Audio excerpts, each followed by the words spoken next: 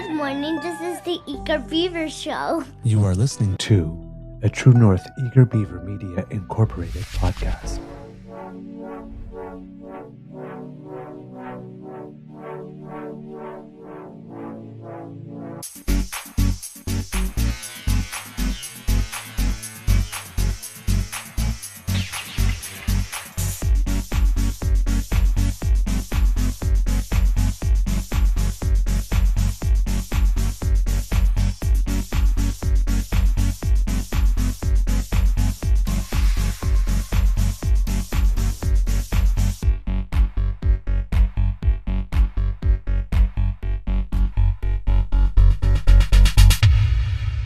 The True North Eager Beaver podcasts are proudly brought to you by our founding sponsors, the Misfit Mysteries from Corvid Moon Publishing, your source for science fiction, fantasy, and cozy mysteries featuring a broad diversity of characters.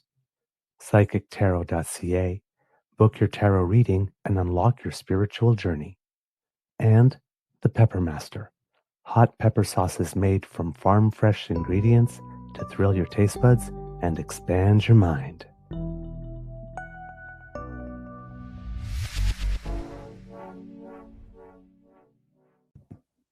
Well, good morning and hello, kids and cubs, and welcome to Season 5 and episode number 855 of the Daily Beaver Morning Show. Oh, Canada. Always 100% Canadian. Today, recording day is Tuesday, March 3rd, 2026. And looking at the sky, it's kind of grayish here at the Beaver Lodge. I am your host, the Eager Beaver, pronouns he, him, hey, Mr. Beaver A. And not with me, as usual, is my good friend, Mr. Grizzly. A big thank you goes to our founding sponsors, the Pepper Master, the Misfit Mysteries from Corvid Moon Publishing, and PsychicTarot.ca. Kids and cubs, how is your mental health doing today? Mine is doing better.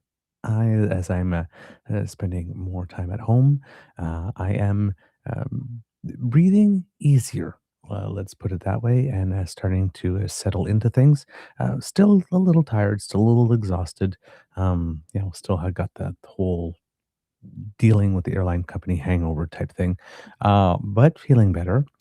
On that, there's been a somewhat positive development in that before yesterday, my Beaver Sweeties ticket was still active to return, even though we had asked to cancel it, and it seems it has gone through because we were going to be flying out today originally, and it seems that they did cancel his ticket, but instead of issuing us the full refund that we had asked, they issued us a travel credit. And since it is highly unlikely that we will ever be flying Flair Airlines again, and I say highly unlikely, my use of highly unlikely is definitely a euphemism, as in there's no fucking snowballs chance in hell we will be ever flying Flair Airlines again. A travel credit is not going to do us much good. So we had to write back again for yet another time and ask us to please issue the refund, as has been promised a few times now. And they still will not seem to be resistant to doing.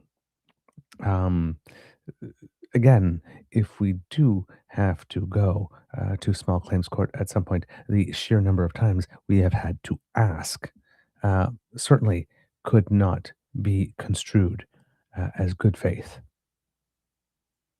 The responses to our requests. We had to write again. It was just it was a very terse and short message. Thank you for canceling the flight. Please issue the refund. So, as requested. Um, so yeah. But hey, they weren't even going to do that originally, so I guess that's progress. Now we just have to sort of drag them across the finish line, it would appear. So hopefully that will take place. But and news about the car is not good. Not good. It looks like we'll either have to replace the engine of some kind, in some way, or maybe have to look at buying a new used car. Something we did not expect. We really thought that the used car we bought would have lasted a little longer than 2 years, but it seems not.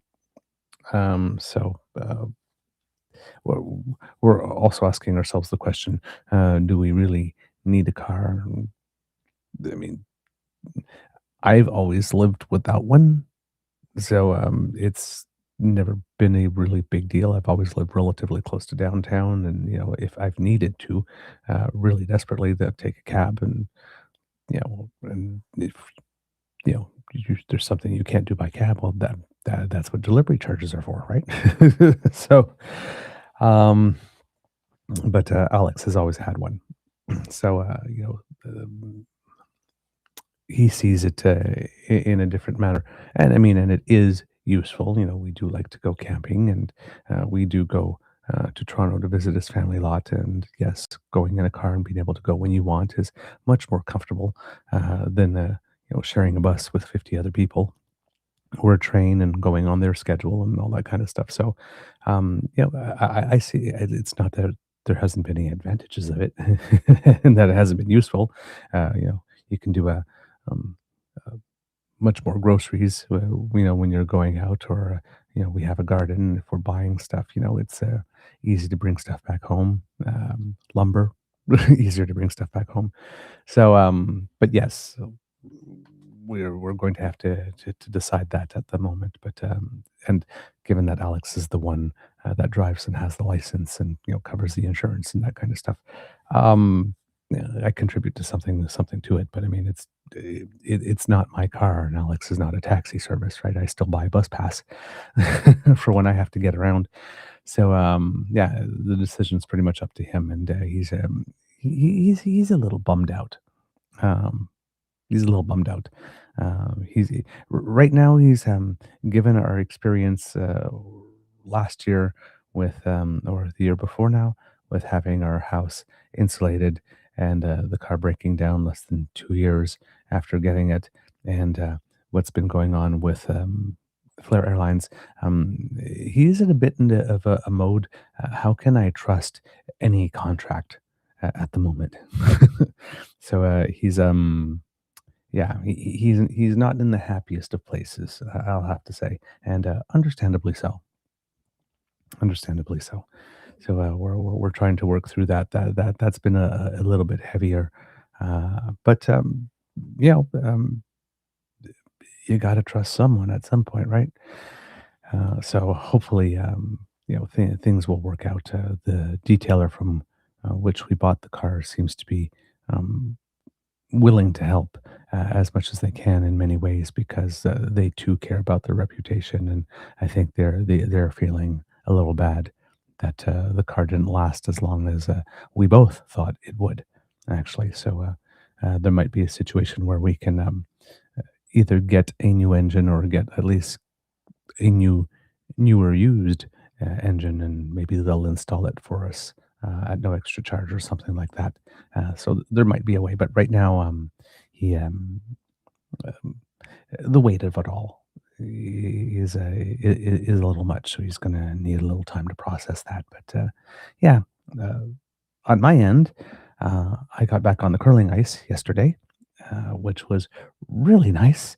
But it was also very obvious that I've missed 3 or 4 straight weeks of curling, because uh, my game that was really good before I left kind of suffered, and it wasn't until the fifth end that I kind of found my shots again. And well, given that I throw the last two stones, we kind of got massacred yesterday. So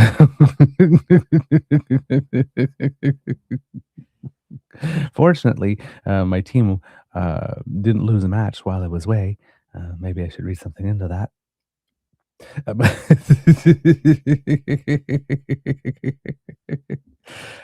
so it won't hurt us too badly, or won't risk dropping us down a division. But yeah, it was a bit of a frustrating match, not being able to find the weight at all. And we also just had really weird ice yesterday.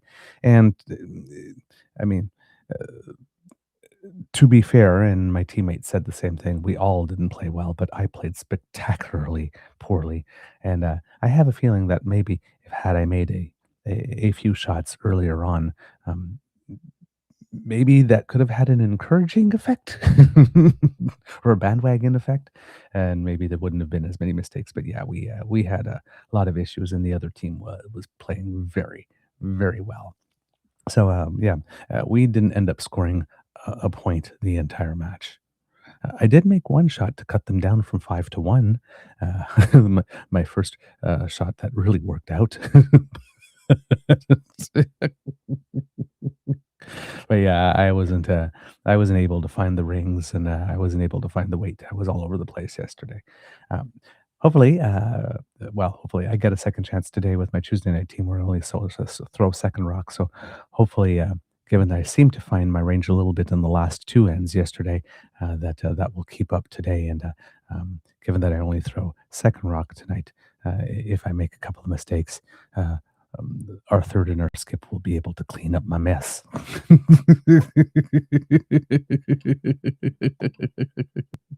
uh, Kid Sassy goes, "You need a friend who's a mechanic. Any neighbors who are grease monkeys?" Actually, yeah, our neighbors actually 2 doors down are.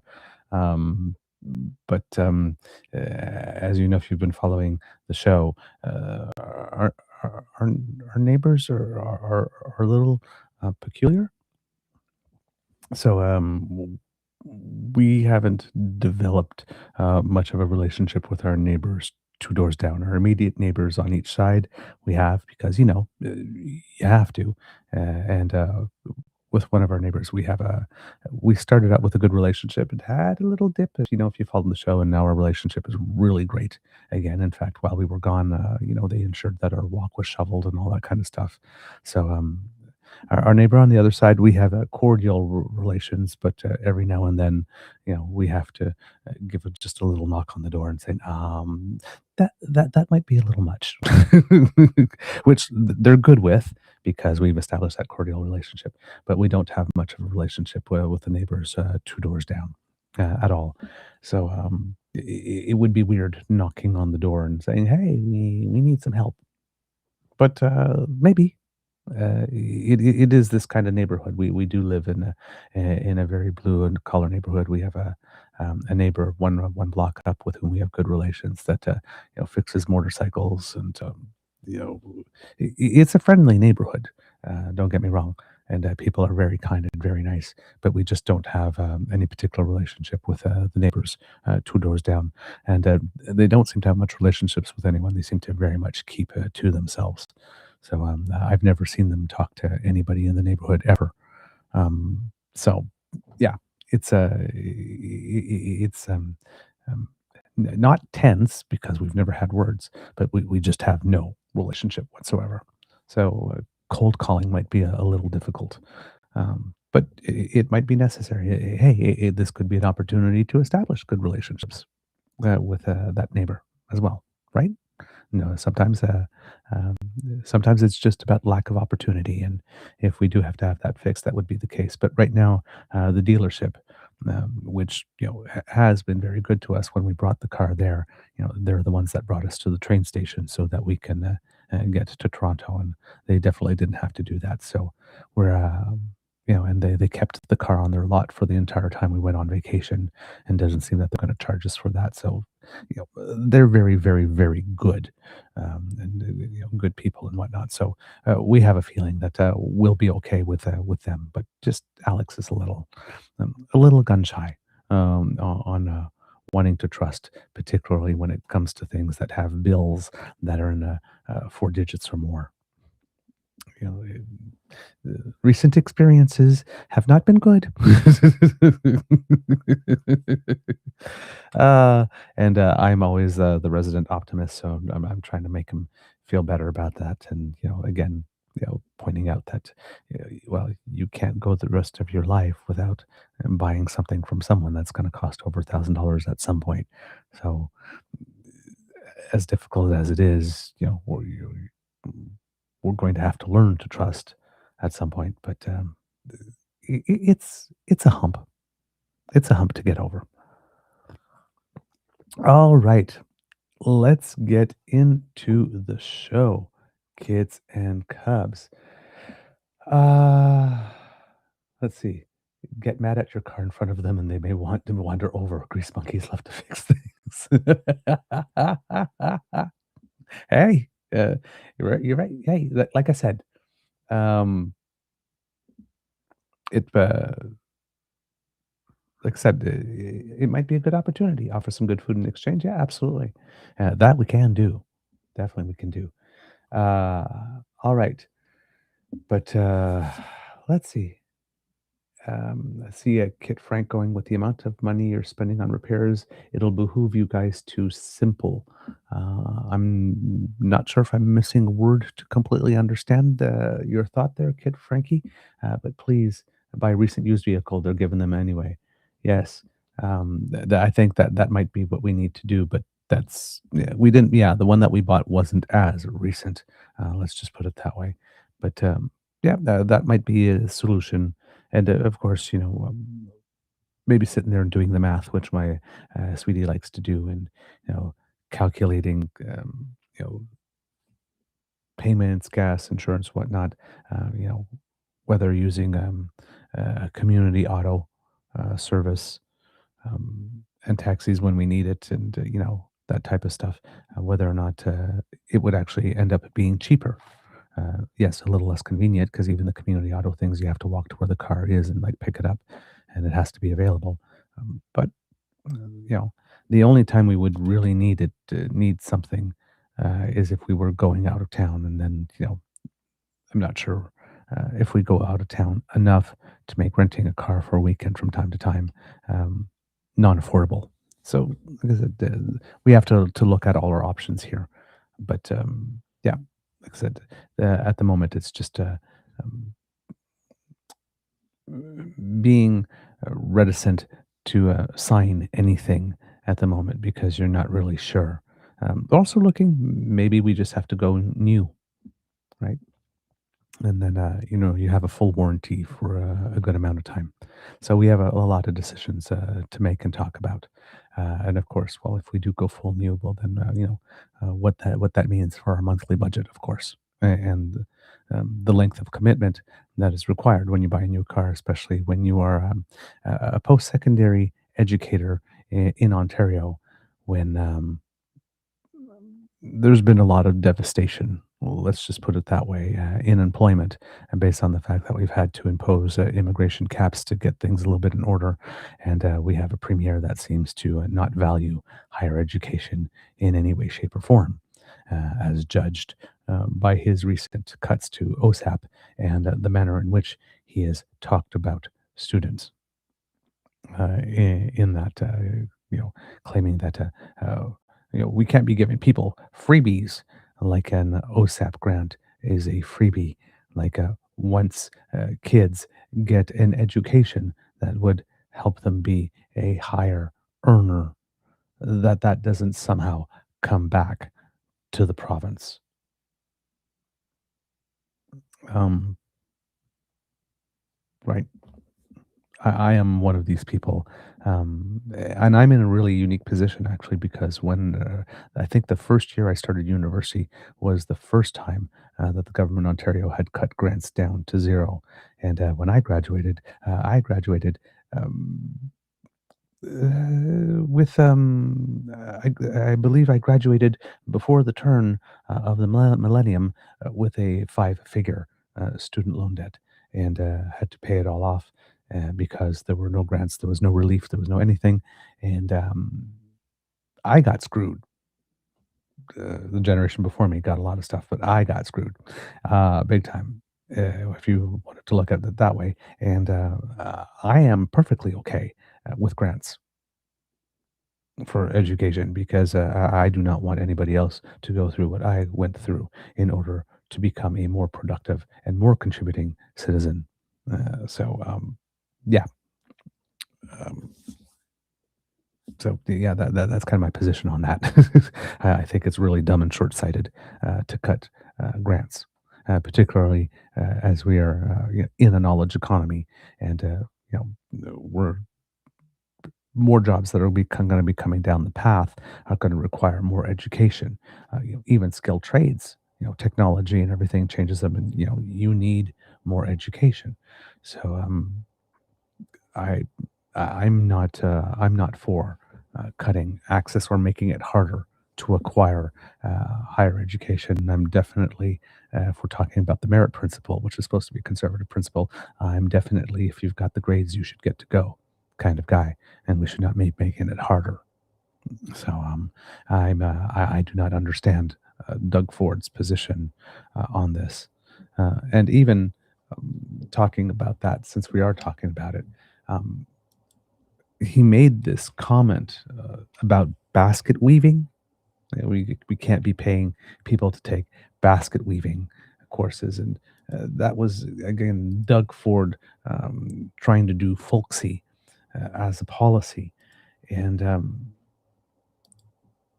you know the conservative movement, with that all sort of a anti DEI, anti woke kind of stuff, basically saying, um, uh, basically doesn't want us to take students to take certain humanities stuff, and doesn't want people to uh, art history, that type of stuff. Uh, and that's again really short-sighted because okay, we may not need a million art historians, but that's the knowledge of history, being able to thoughtfully analyze and synthesize information, all that kind of stuff. These are transferable skills that you can definitely use in many other jobs. So uh, uh, these are not useless courses, right? I remember when I was studying communications. Um, when I graduated, I was wondering, like, what am I going to do? Be a communicator? Like, there's no job that says communicator until I learned that there were communications advisors and strategists and all that kind of stuff. Uh, so you learn. It's not just the subject matter, right? It's all the transferable skills that you use. It's all the that are very, very useful. And well, there's some people that kind of objected to that in the conversation published March 1st. This was is there an art by Victoria Macbeth, PhD candidate of art history at Concordia University. It says the Ontario government recently announced massive cuts to Ontario Student Assistance Program funding, decreasing the maximum funding from 85% to 25%. Student response to this had been largely negative. Speaking to the media, Ontario Premier Doug Ford said that he received thousands of calls from students expressing concerns. Ford's response telling them to invest in education that leads to in-demand jobs.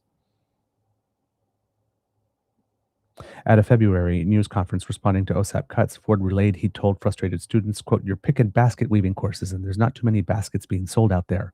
He said instead, students should invest in their future through their program decisions, insinuating that craft curriculums hold no value in the job market. Ford mentioned trades, STEM, and healthcare fields as ones that would provide post-graduation employment. As a researcher that engages with scholars specialized in the history of craft practices in Canada, alongside teaching art history courses that highlight the social, political, and economic importance of fiber arts, Ford's response is troubling and unsurprising. Ford's rhetoric demonstrates a misunderstanding of Canada's cultural sector, basket weaving, and the purpose of higher education. In response to Ford's comment, basket weavers and craft organizations across the country noted the lucrative nature of their practice alongside the widely applicable skills learned through craft education.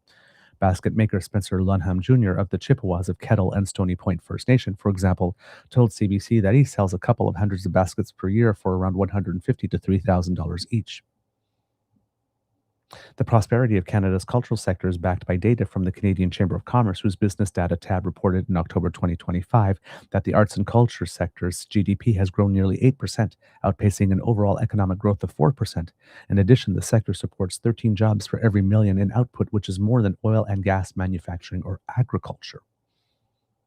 Ontario is one of the provinces to see the highest economic impact from the sector, according to the report. Ford's emphasis on the uselessness of craft practices is also challenged by recent winners of the Sobey Art Award, one of the most prestigious art awards in the country.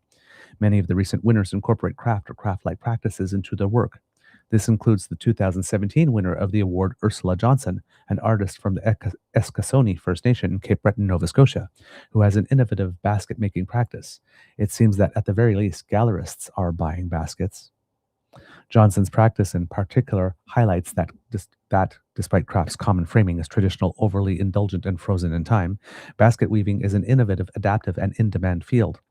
As curator Heather Anderson argues in her 2021 writing on Johnson's work, the artist utilizes weaving practices to highlight Canada's ongoing role in colonization and to question the contemporary museum's implication in it.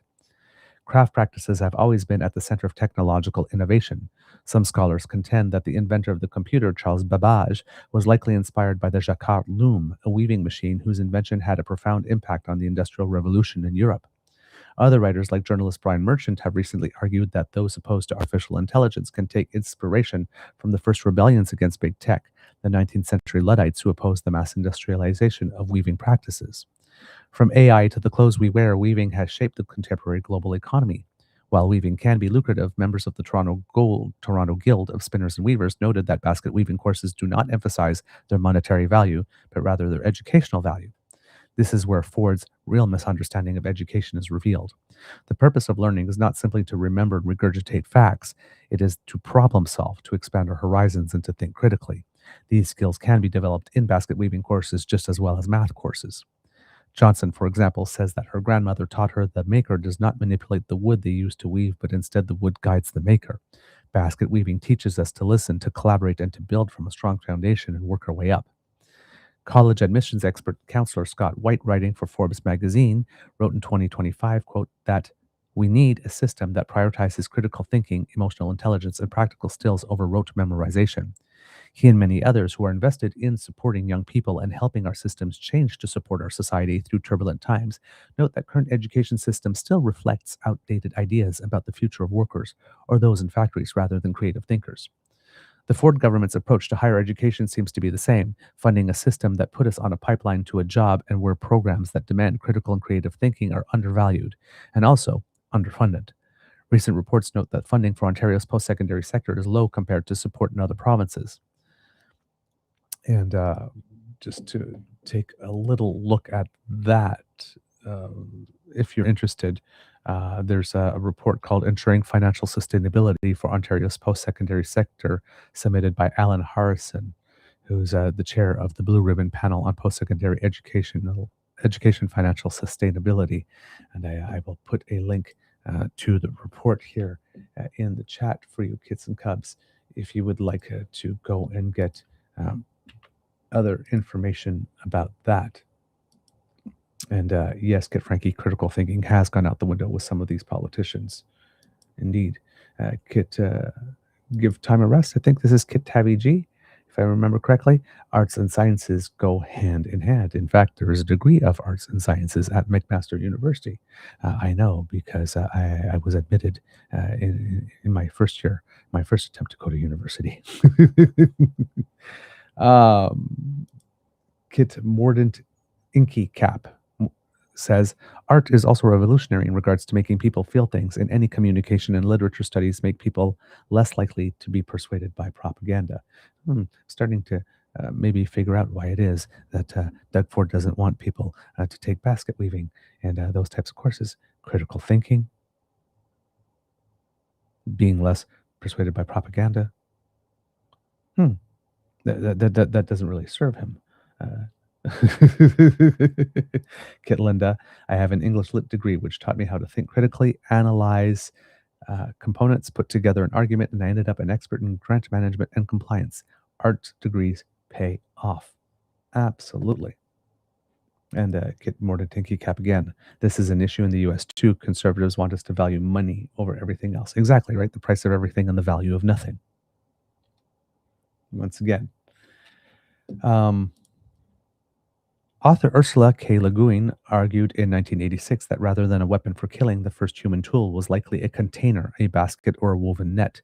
She writes that the basket and craft practices are not supplemental to human survival, rather they enable it.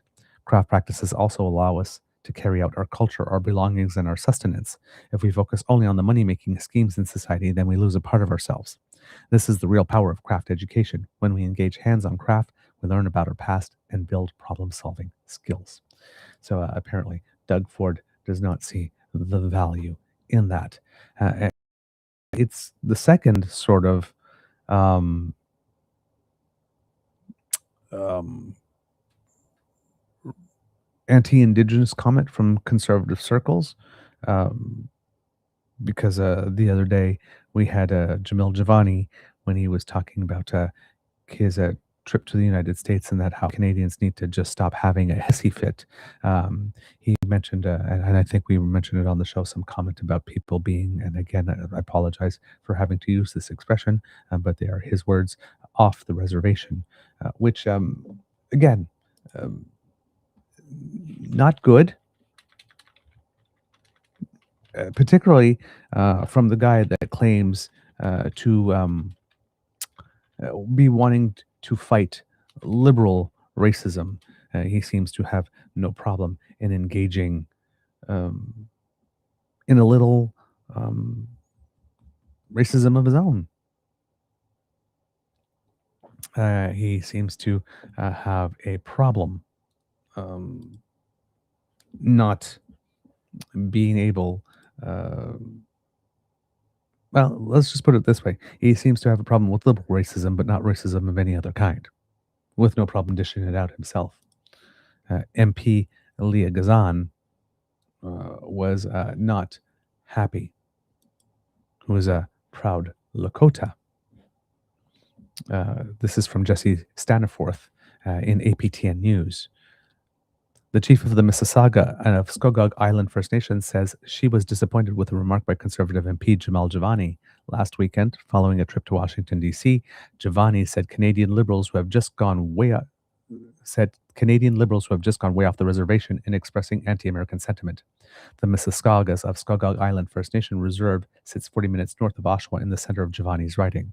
Quote, I'm deeply disappointed that he would choose to use the phrase so flippantly, Chief Kelly LaRocca told APTN News. Disagreements of politics are normal, but words really do matter, especially from a member of parliament and from somebody who is a lawyer. He should know that that content is very important. Though there are numerous online explainers from American media dating back to more than a decade describing the expression, quote, off the reservation as offensive and explaining its roots, it remains common in the United States, whose system of reservations is different from the Canadian system of reserves. A 2014 article on the expression and its roots from the U.S. National Public Radio quotes a report by U.S. Indian agent from Oregon in 1878. Quote, no Indians are off the reservation without authority. All my Indians are loyal and peaceable and doing well, the agent is quoted as saying. Giovanni made the remark to right-wing American news and opinion site Breitbart following a solo trip he made to Washington to meet with U.S. officials at the State Department and White House. During the same conversation, he also argued, quote, we are shooting ourselves in the foot if we continue having this anti-American hissy fit. Giovanni is a longtime friend and former roommate of U.S. Vice President J.D. Vance. He explained prior to his trip that, quote, I'm going to Washington because I want to help Prime Minister Mark Carney negotiate a trade deal with the United States.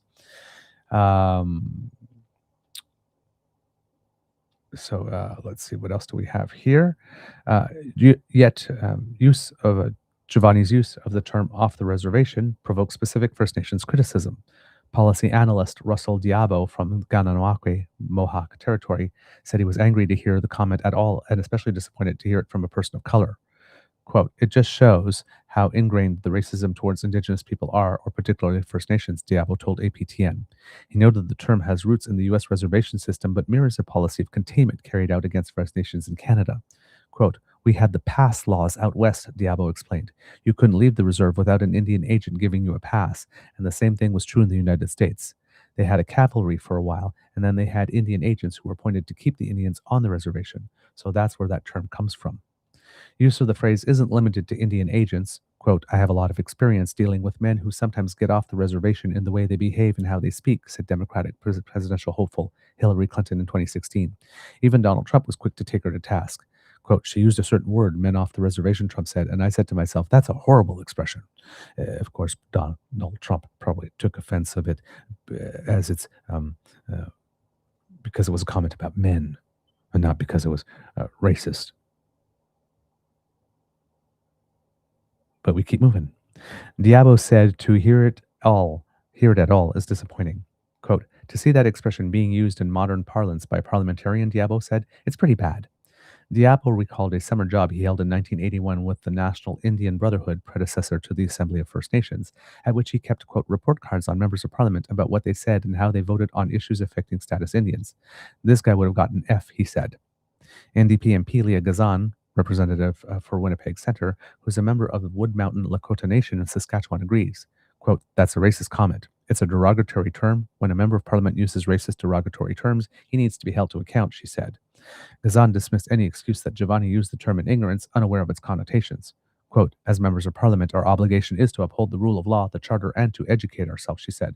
I don't even think it should be considered as a factor. At the same time, Gazan noted Jivani's long friendship with Vice President Vance and the Vice President's connection to the increasingly extreme right direction of the U.S. government policy. Quote, we need to be cautious in Canada, she said. We cannot pretend that there's not a rise of extremism here. We cannot pretend that things like Bill C-12, BC-2 that violate human rights and international law are not happening here. We need to not just watch what's happening south of the border, we need to watch what our government is doing here and members of the opposition. Above all, said Gazan, Jivani should have been aware that the expression, quote, off the reservation was inappropriate.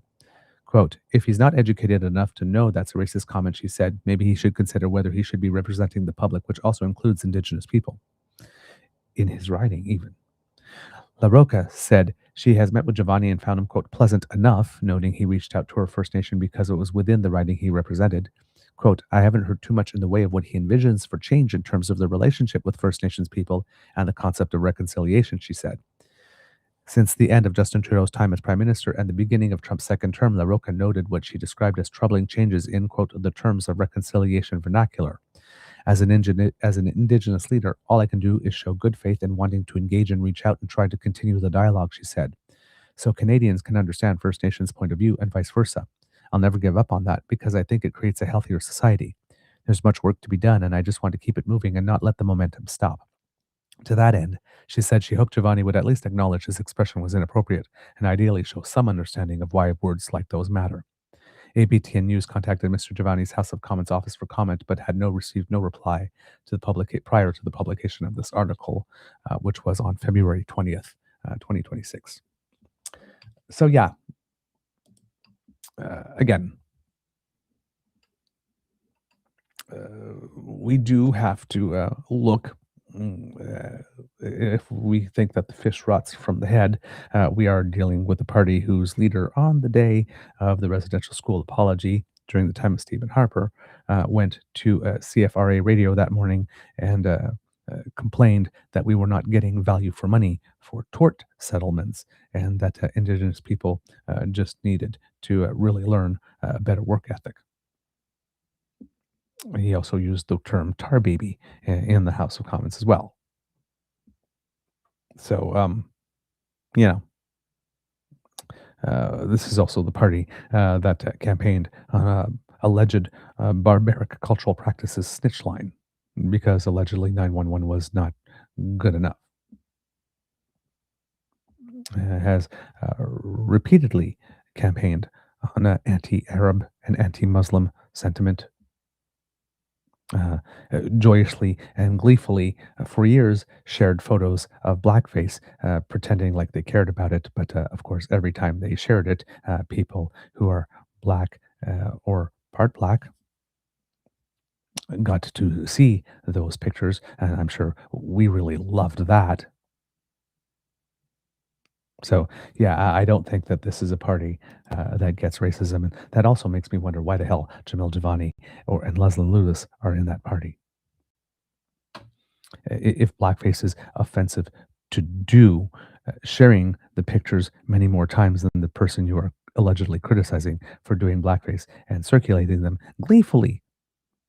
Haha, gotcha.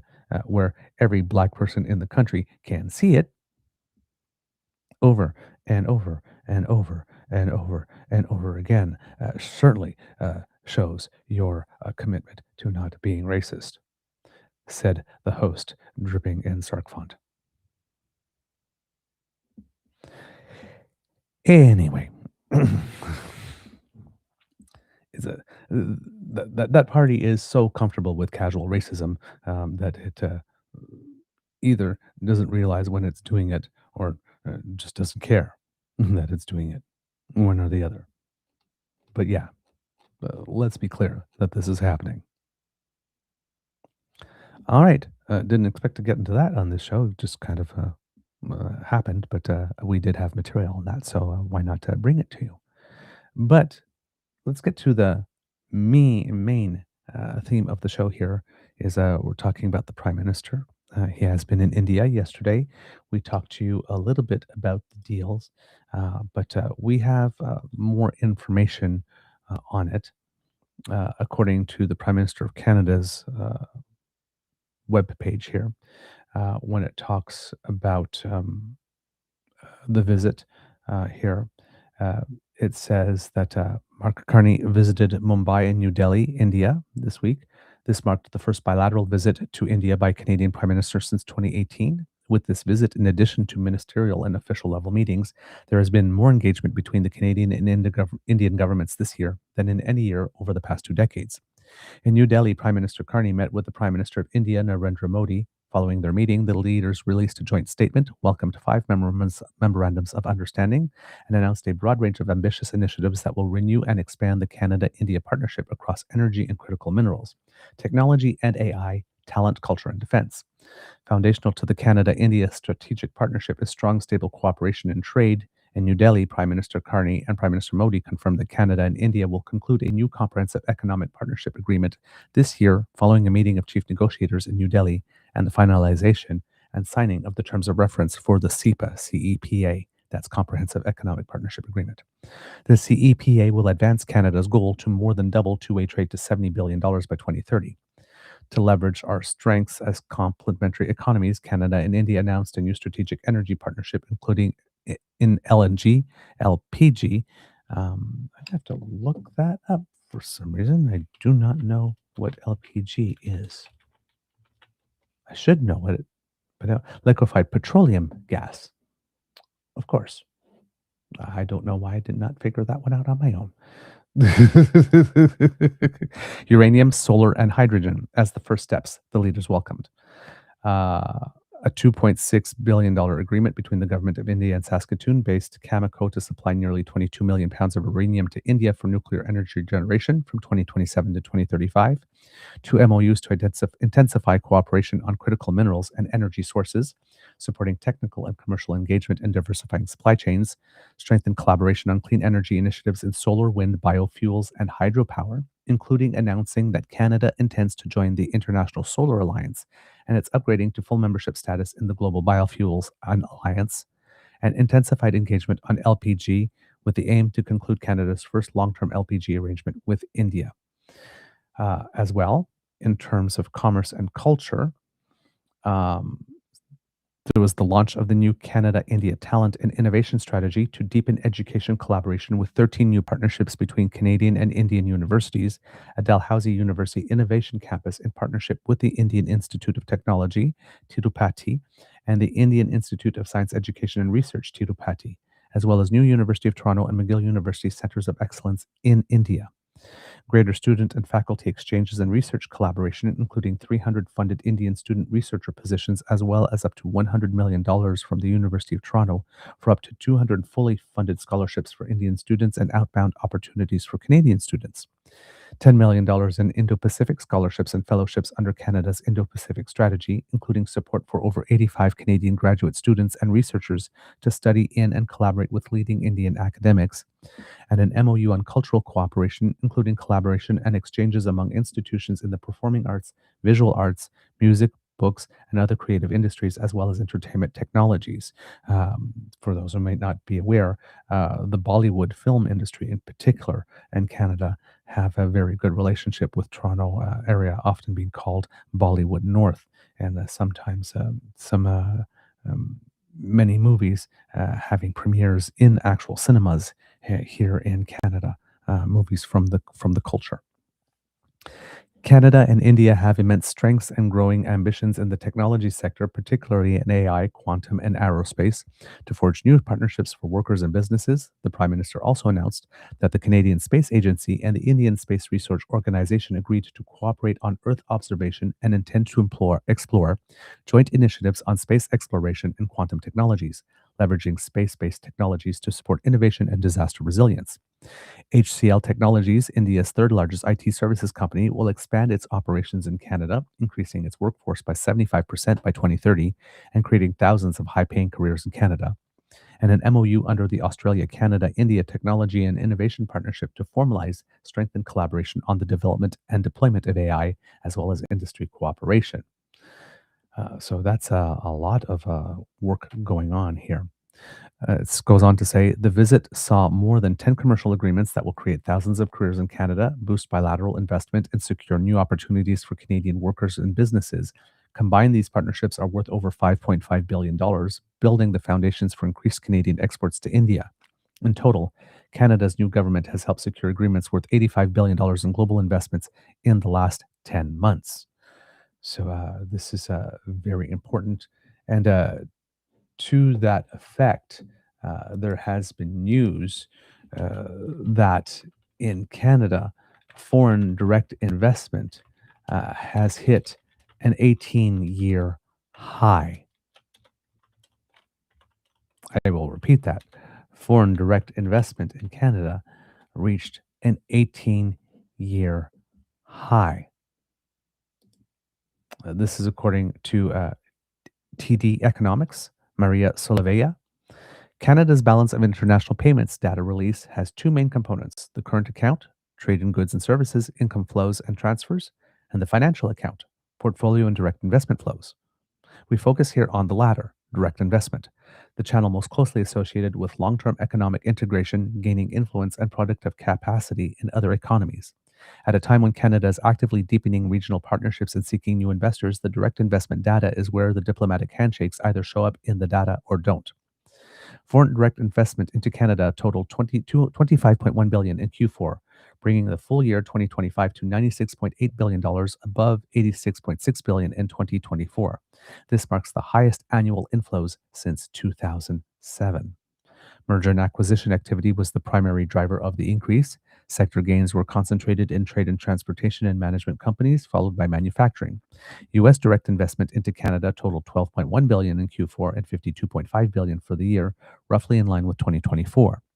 Foreign direct investment from countries other than the United States amounted to 3.7 billion in Q4 2025 and 40.9 billion in 2025, up modestly from 39.4 billion in 2024, with the United Kingdom the largest non-US source. Canadian direct investment abroad slowed to 13.5 billion in Q4, bringing a full year 2025 to 79.4 billion, well below 2024's 123 billion outflow and the lowest level since 2020.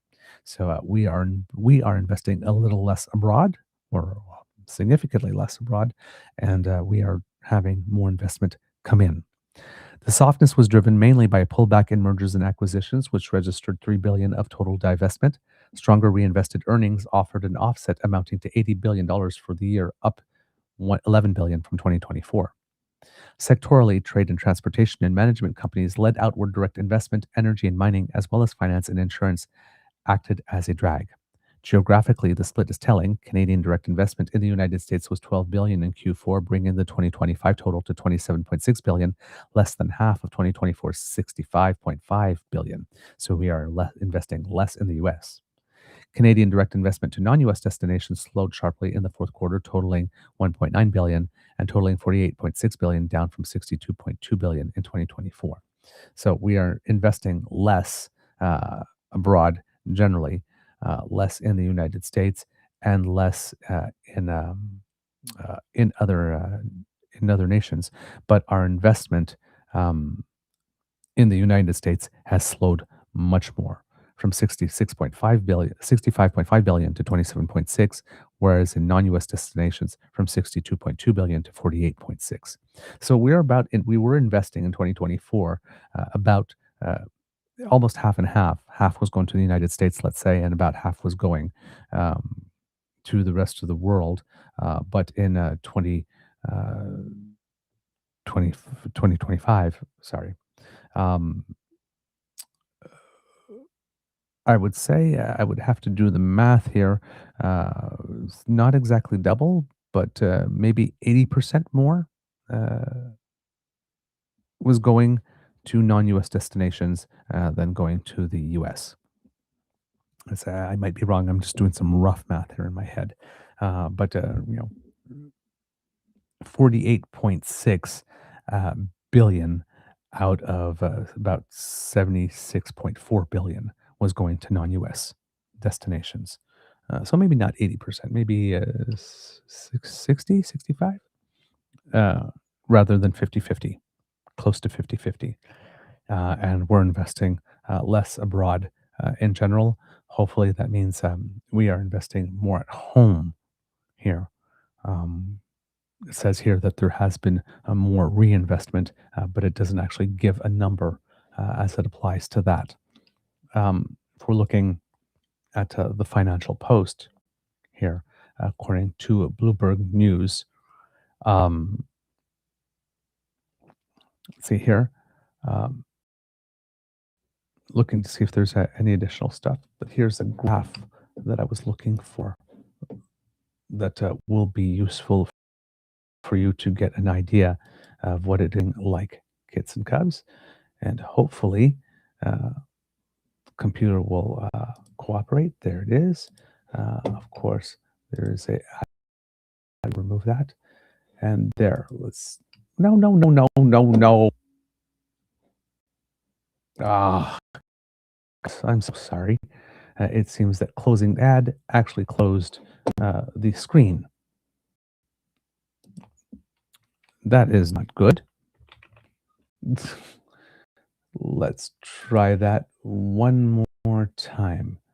I do not know why that happened, but let me try that on my own. Or I okay. So far, no ad coming up. So let's see. It was really, really weird that that happened, and I appear to have disappeared from the screen now. All right, come on.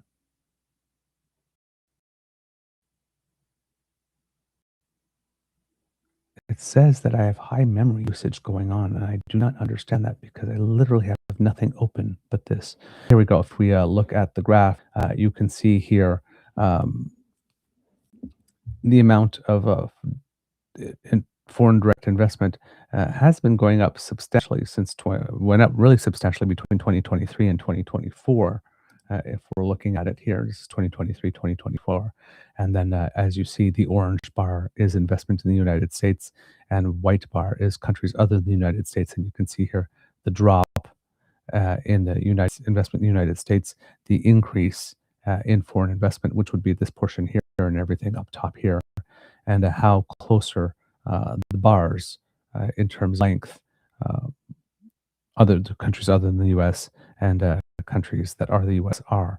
So again, investing less of our money there in order to be able to invest more otherwise with other people, and of course trying to attract more investment as well. So this is investments that we have drawn in and not investments that we have made in this particular graph here. So yeah, uh, that's always a positive note for us, particularly when you have the leader of the opposition keeping on going to places and writing everywhere else. Can we have some results, please? Well, there are some results. The numbers don't lie. So yeah, that's going pretty well for us. Getting back to what we were talking about with trade with India, there is a whole document uh, that has a joint statement by Mark Carney and Prime Minister Modi that I will include in the chat for you, kits and cubs, should you want to check it out yourself. It has many points in it that we can look at to get a better idea, more fleshed out of what it is that is being done, and gives a little bit of an update on the progress and implementation of the new roadmap that we are establishing with India here. So a lot of this is the rationale behind these elements of the trade agreement. So they have what's called the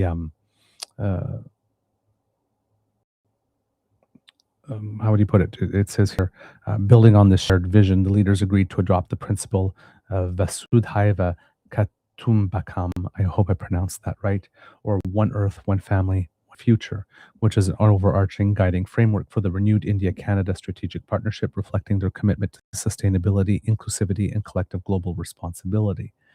They underscored the alignment between India's vision and Canada's Build Canada Strong agenda, and affirmed that enhanced bilateral cooperation across growth, innovation, energy transition, food and nutrition security, trusted digital ecosystems, resilient supply chains, skills and talent mobility, and people-centric development will serve as a catalyst for resilient societies, shared prosperity, and a more sustainable future for both countries and the wider world. So, within that, you have all the details and the motivations that underpin the strategic energy partnership, and then trade and energy, critical minerals cooperation, clean energy cooperation, climate and the environment, global clean energy platforms, sustainable agricultural and nutritional security, and then, of course, so that was the One Earth part. The One Family part is the investing in talent, of course, people to people, and cultural cooperation. And then the One Future portion has everything regarded to science and technology, architecture, space cooperation, digital and AI cooperation. And then they even go more in depth into that. So for those who want to find out a little bit more, this document will give you much more in-depth information if this is something that is of particular interest to you. So I very much recommend it. The Prime Minister today has now left India. It would seem that before doing so, spoke with the President of the United Arab Emirates, and the readout from that, and that was while he was in Sydney, Australia, where he has gone next on this trip. And says here, today the Prime Minister, Mark Carney, spoke with President of the United Arab Emirates, His Highness Sheikh Mohammed bin Zayed Al Nahyan. The Prime Minister expressed Canada's solidarity with the UAE against Iranian missile and drone attacks on civilians across the Middle East, which both leaders condemned. The Prime Minister conveyed his gratitude to His Highness for his protection of the thousands of Canadians who live in the UAE. Despite more than 2 decades of negotiations and diplomatic efforts, Iran has not dismantled its nuclear program, halted its enrichment activities, nor ended its support of terrorist proxies. Canada has long supported the imperative of neutralizing this grave global threat. Canada calls for de-escalation and the immediate cessation of attacks on civilians and civilian infrastructure. That was basically the extent of the readout. Now, the Prime Minister is in Australia to speak to his counterpart, Tony Albanese, who is the leader there. And Canada and Australia are the nations that have issued the statements after what has happened in Iran that a lot of people are interpreting as being the most pro. I've been watching the media coverage. A lot of the media coverage right in the headlines is indicating that the Prime Minister has expressed support for the actual strikes. I still don't see that. I think that's a little bit of a creative interpretation here, but again, that's I don't think anybody has really, well, not anybody. I haven't seen much support for the actual strikes. All the language seems to be couched in different ways. But according to Reuters, Canadian Prime Minister Mark Carney arrived in Australia on Tuesday, aiming to bolster relations between the two so-called middle powers amid what he has called, quote, a rupture in the world order.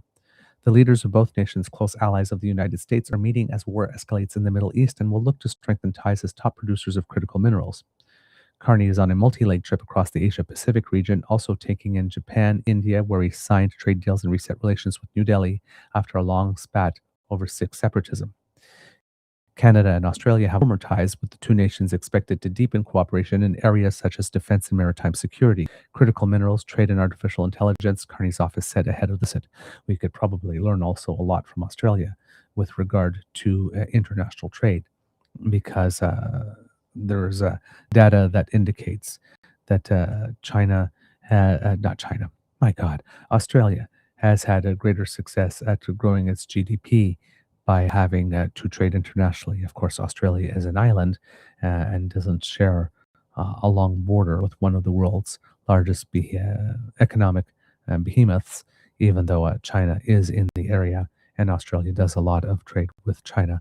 Um, the difference in the political systems do impose some limits. So, like Canada, China, my God, I keep on saying China instead of Australia.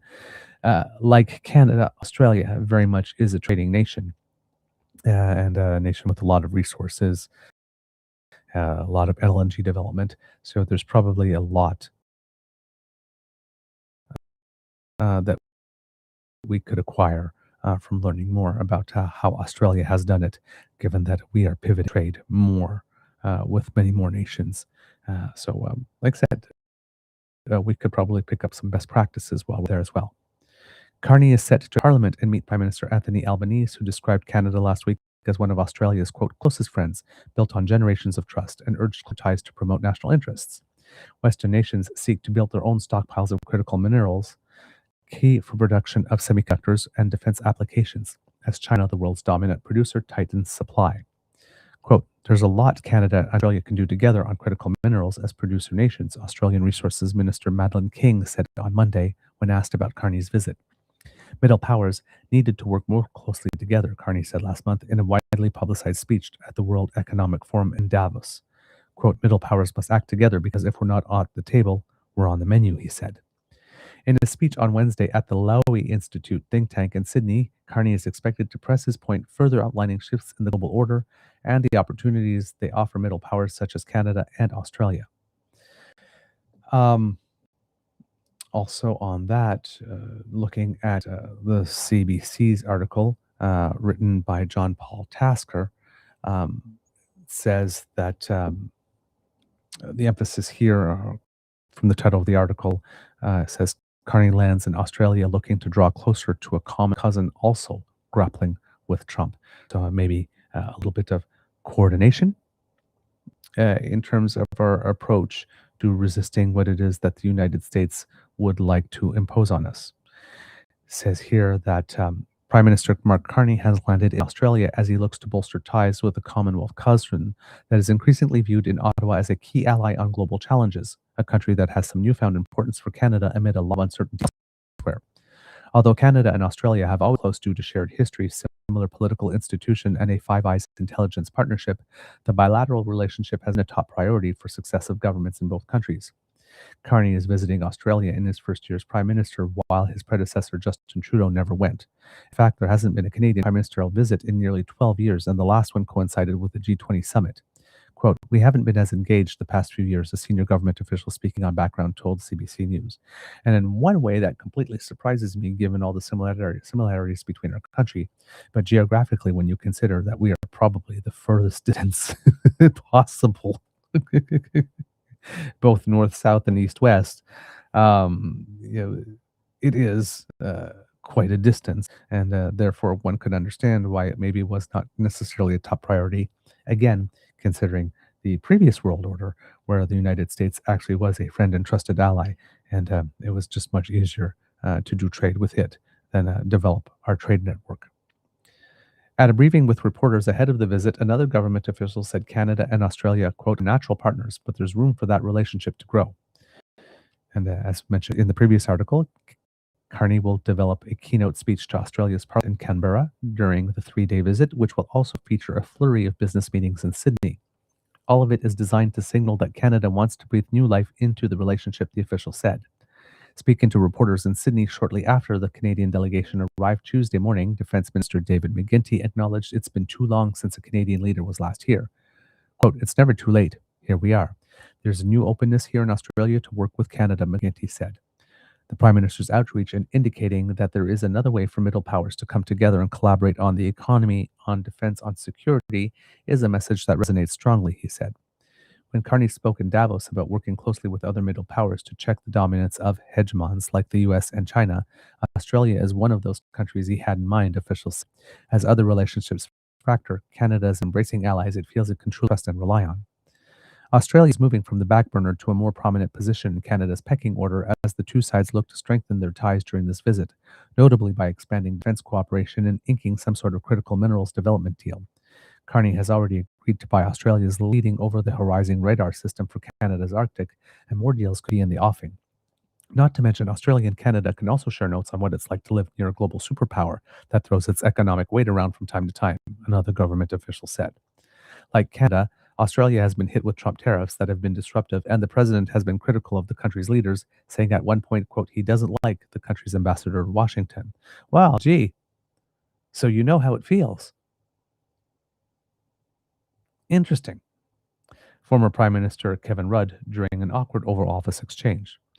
Quote, Australia is extremely close to Canada in terms of our values, but is geographically so far away that a lot of times Canadians don't think about how important Australia can be for us as a partner, said Veena Najibullah, Vice President of Research and Strategy at the Asia Pacific Foundation of Canada. Quote, I think this trip provides an opportunity to get a closer look of the state of the relationship now, but also the potential of the relationship moving forward. Now that Carney has tasked himself with uniting countries in the Trans-Pacific Partnership bloc and the European Union, the ultimate goal being a possible cross-continental trade agreement as a hedge against U.S. protectionism, Australia can act as a bridging nation alongside Canada to get something like that across the finish line. A TPP EU grand bargain will be up for discussion when Carney meets with government leaders here, including when he joins an Australian cabinet meeting in the country's capital. This push to draw closer ties is motivated in part by Carney's personal affection for the country's Labour Prime Minister Anthony Albanese. The two leaders first connected at Pope Francis' funeral in Rome last year and have developed what was described to CBC News as a genuine connection and friendship, which makes getting big things done together easier. Carney personally drafted a social media post, a relatively rare occurrence for a prime minister, after meeting Albanese. Quote, great to meet Anthony Albanese, the only world leader who can discuss spirituality, the global economy, Vegemite hygiene, and how Gojo was robbed at Eurovision in one go, he said in an emoji-filled tweet that looks different than the ones crafted by his staff. The two have stayed in close contact since then, meeting on the sidelines of various summits and speaking by phone than some other leaders, officials said. James Skinner, the CEO of CANZ UK, CANZ UK, an international group that advocates for closer ties between Canada, Australia, New Zealand, and the United Kingdom, or Kanzuk, maybe? I've never heard anybody pronounce it. I've only seen it written. Said the timing of Carney's visit is absolutely perfect given what he said about middle powers at Davos. This visit is a sign he's putting words into action, he said. Quote, what's happened with the United States has opened up a lot of Canadian eyes. People are now starting to wake up, and we can't rely on them as we have for so long. That relationship has deteriorated. We need to start venturing out, and Australia couldn't be a better country to do that with. We're both English-speaking middle powers with similar economies that share the same head of state, he said, referencing King Charles. While Skinner expects Carney to broker some business deals while in Australia, he also wants to see the development of closer people-to-people ties, including expanded mobility agreements that allow for the free flow of highly skilled workers between the two countries, similar to what Australia and the UK negotiated when they signed on to a post-Brexit free trade deal. Quote, making it easier to move between the two countries, the free mobility of citizens would be absolutely fantastic from both a social and economic perspective. So that's what the Prime Minister is off doing. And because of events going on in Iran at the moment, the press, of course, again, I do not know if you can see me. I appear to have disappeared from my screen as I seem to move back and forth between articles and talking to you, kits and cubs. I will just, can you see and hear me? It says my screen is off. I do not know why my screen is off. Can you still hear me at least?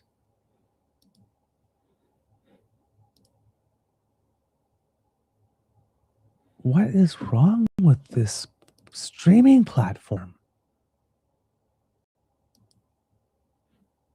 All right, let's do that. For some reason, I have no idea. Oh my God, I am having a time. So, how long has my screen been off? Oh my God, this is impossible these days. Um, I am so sorry, kits and cubs.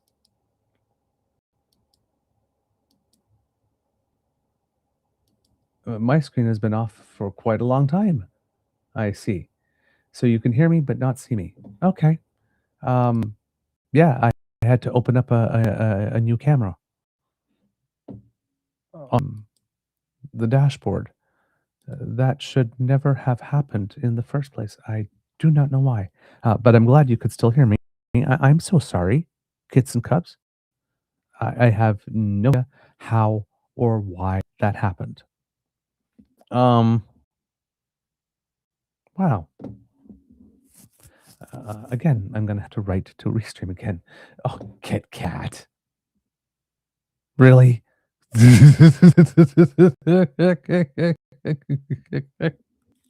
Stop picking your nose. Yes, that's why I went to blank screen. I had to mine for gold.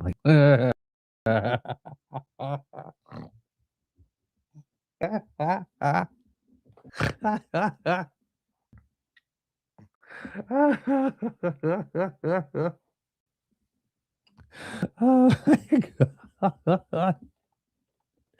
Ah, okay. Yeah. Okay. I've lost it. Hold on. Let's just have a little beaver moistener here. Oh my God.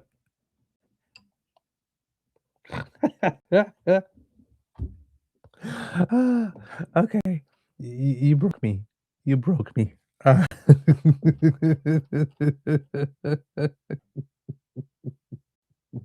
it's been off since I posted the external investment chart.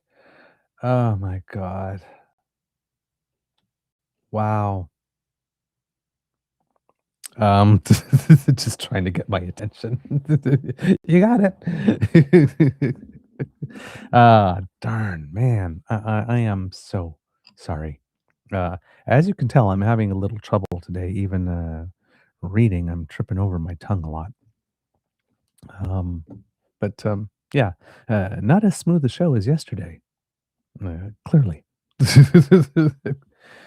All right. So yeah, uh, on this trip, because everything that is going on in Iran, um, the prime minister, and probably everything going on with India as well, considering that there has been much displeasure expressed uh, with how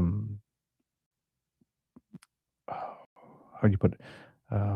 Some of the context in which all of this is happening.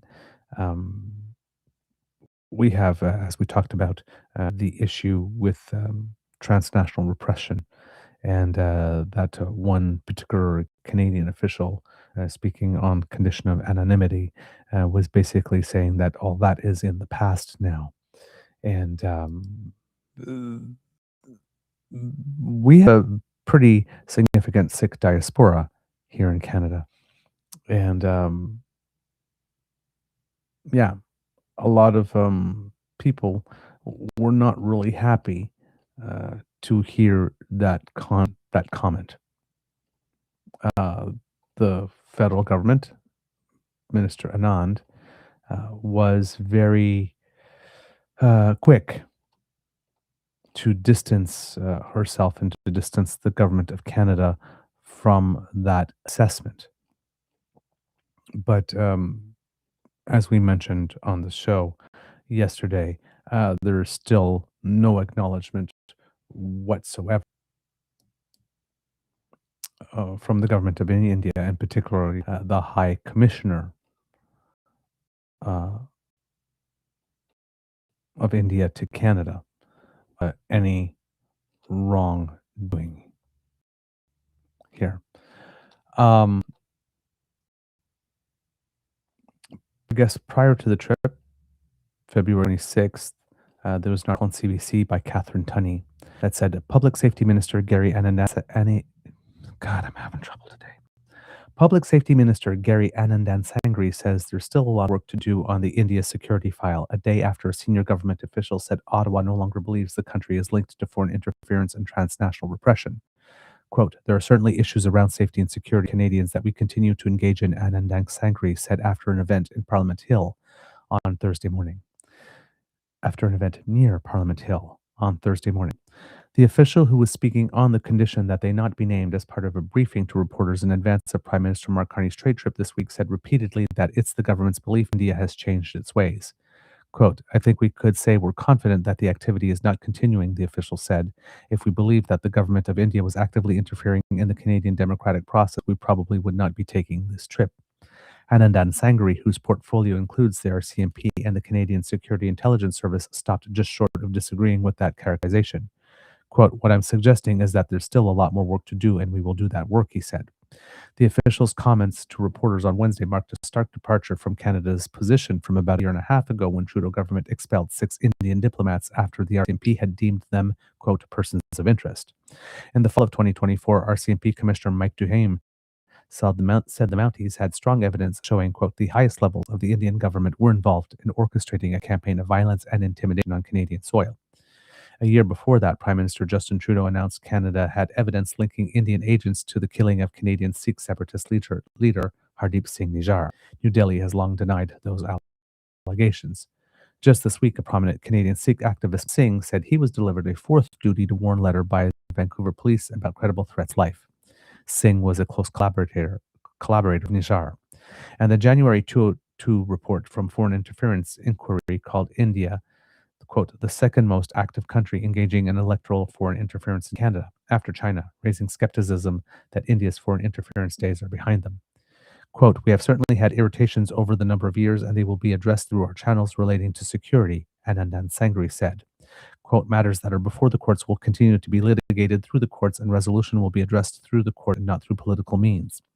Carney's trip, as his government works to normalize relations with Indian Prime Minister Narendra Modi, who leads one of the largest economies in the world. The federal public safety minister said there are 2 tracks for dealing with India. Quote, one is to ensure that we have an economic engagement that the prime minister is leading, but we will also at times have difficult conversations around safety and security of Canadians, Anandan Sangri said. Liberal MP Sukh Dhaliwal, who represents the riding where Nijjar was murdered, said on social media Thursday he firmly denounces the federal official's remarks to reporters that he said were, quote, downplaying India's transnational repression. He said the comments contradict assessments from the National Security and Intelligence Advisors, CSIS, and the RCMP. This matter must be addressed, and the individual's conduct and suitability for the role must be reviewed, he posted on X. There's also another article out there today. Um, if I can find it, that I think it might be this particular uh, MP objecting to it, um, and perhaps that it has he has received some support for his position of skepticism. So I thought I had ordered up for us kits and cubs, but it seems not. But I know where to find it. So if you will just give me a second here. Uh, hopefully, I know where to find it. Darn, I am having a morning today. All right. Cannot find it off the top of my head. But it seems that he may not be alone in that this might be an issue that we going a little too quickly into to this. Um, but yes, that's really weird that I cannot find it. I thought it was uh, really close up in my feed, and like I said, I was pretty sure that I had opened it. Hopefully, I will come across it because I know I've put it somewhere. Very weird. Um, but yeah, um, media is not very happy that the prime minister has not been taking questions uh, since he put out the statement on Iran. And I kind of I get that media needs to get the story. That is very important. Um, it is, in one sense, odd that the prime minister would not be taking questions on this type of visit, given he is trying uh, to sign bigger trade deals, and this is a key element of his strategy, pretty much the thing that he's devoting a lot of his time to. And therefore, you would think he would be keen to take advantage of every media opportunity available to him in order to promote what it is that he is doing. However, we do have a situation here where what's going on in Iran is a perfect opportunity, especially if you have a hot take, to say something that is not going to age well and that will not age well very quickly. And while in India, while trying to strike these trade agreements, standing up at a podium and probably addressing the India issue in India, um, with this particular prime minister, um, who says a lot of things about respecting diversity and all that kind of stuff, but that has not been seen to apply in his nation, particularly when it comes to religious diversity. Um, Again, if we're talking about Canada's interests, uh, may not be the wisest thing to do at the moment. Will he be taking questions while he is in Australia with a little bit of distance and being able to speak about those things? Uh, Perhaps this might also be a stop where he chooses not to speak to the media again. Um, from my perspective, personally, given all that's going on in Iran and how trigger happy the US is and that we live next door, were I prime minister, I too would probably not want to be taking questions right now until I had a much better idea of how things were going to go or how they were going to play out before I opened my mouth. There is only so long you can do that, of course, without it having some consequences. My Beaver sweetie and I were having a discussion last night and says, well, why did the prime minister even make a statement in the first place? Why didn't he hold back a little bit like China did? Um, we are expected to say something. We have a large Iranian diaspora in Canada, number one. Um, uh, if there are threats, we are further away from Iran geographically, but many of our allies on the European continent are much closer. Should there be any retaliation that way, we have to stand up for them, of course, and be good allies. Um, the United States is taking an action, and we do have a president south of us that is always looking for some type of validation and is quick to decide who stands with them and stands against them. We had to say something.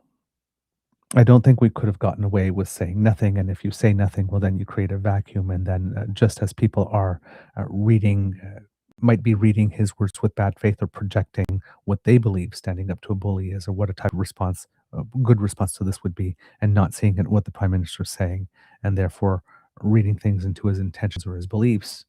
Um, that could be happening. When you don't say anything at all, you also create that, right? Does he not care? Is he not empathetic? Is he not moved? Does he not think that this is important enough? Right? Uh, does he think that what he's doing on trade would be so much at risk that he doesn't feel he can say anything? Is our prime minister now weak? Where's the bravery he had when he was in Davos? Why so mum now, chum? Right? Uh, so you can't win by saying nothing.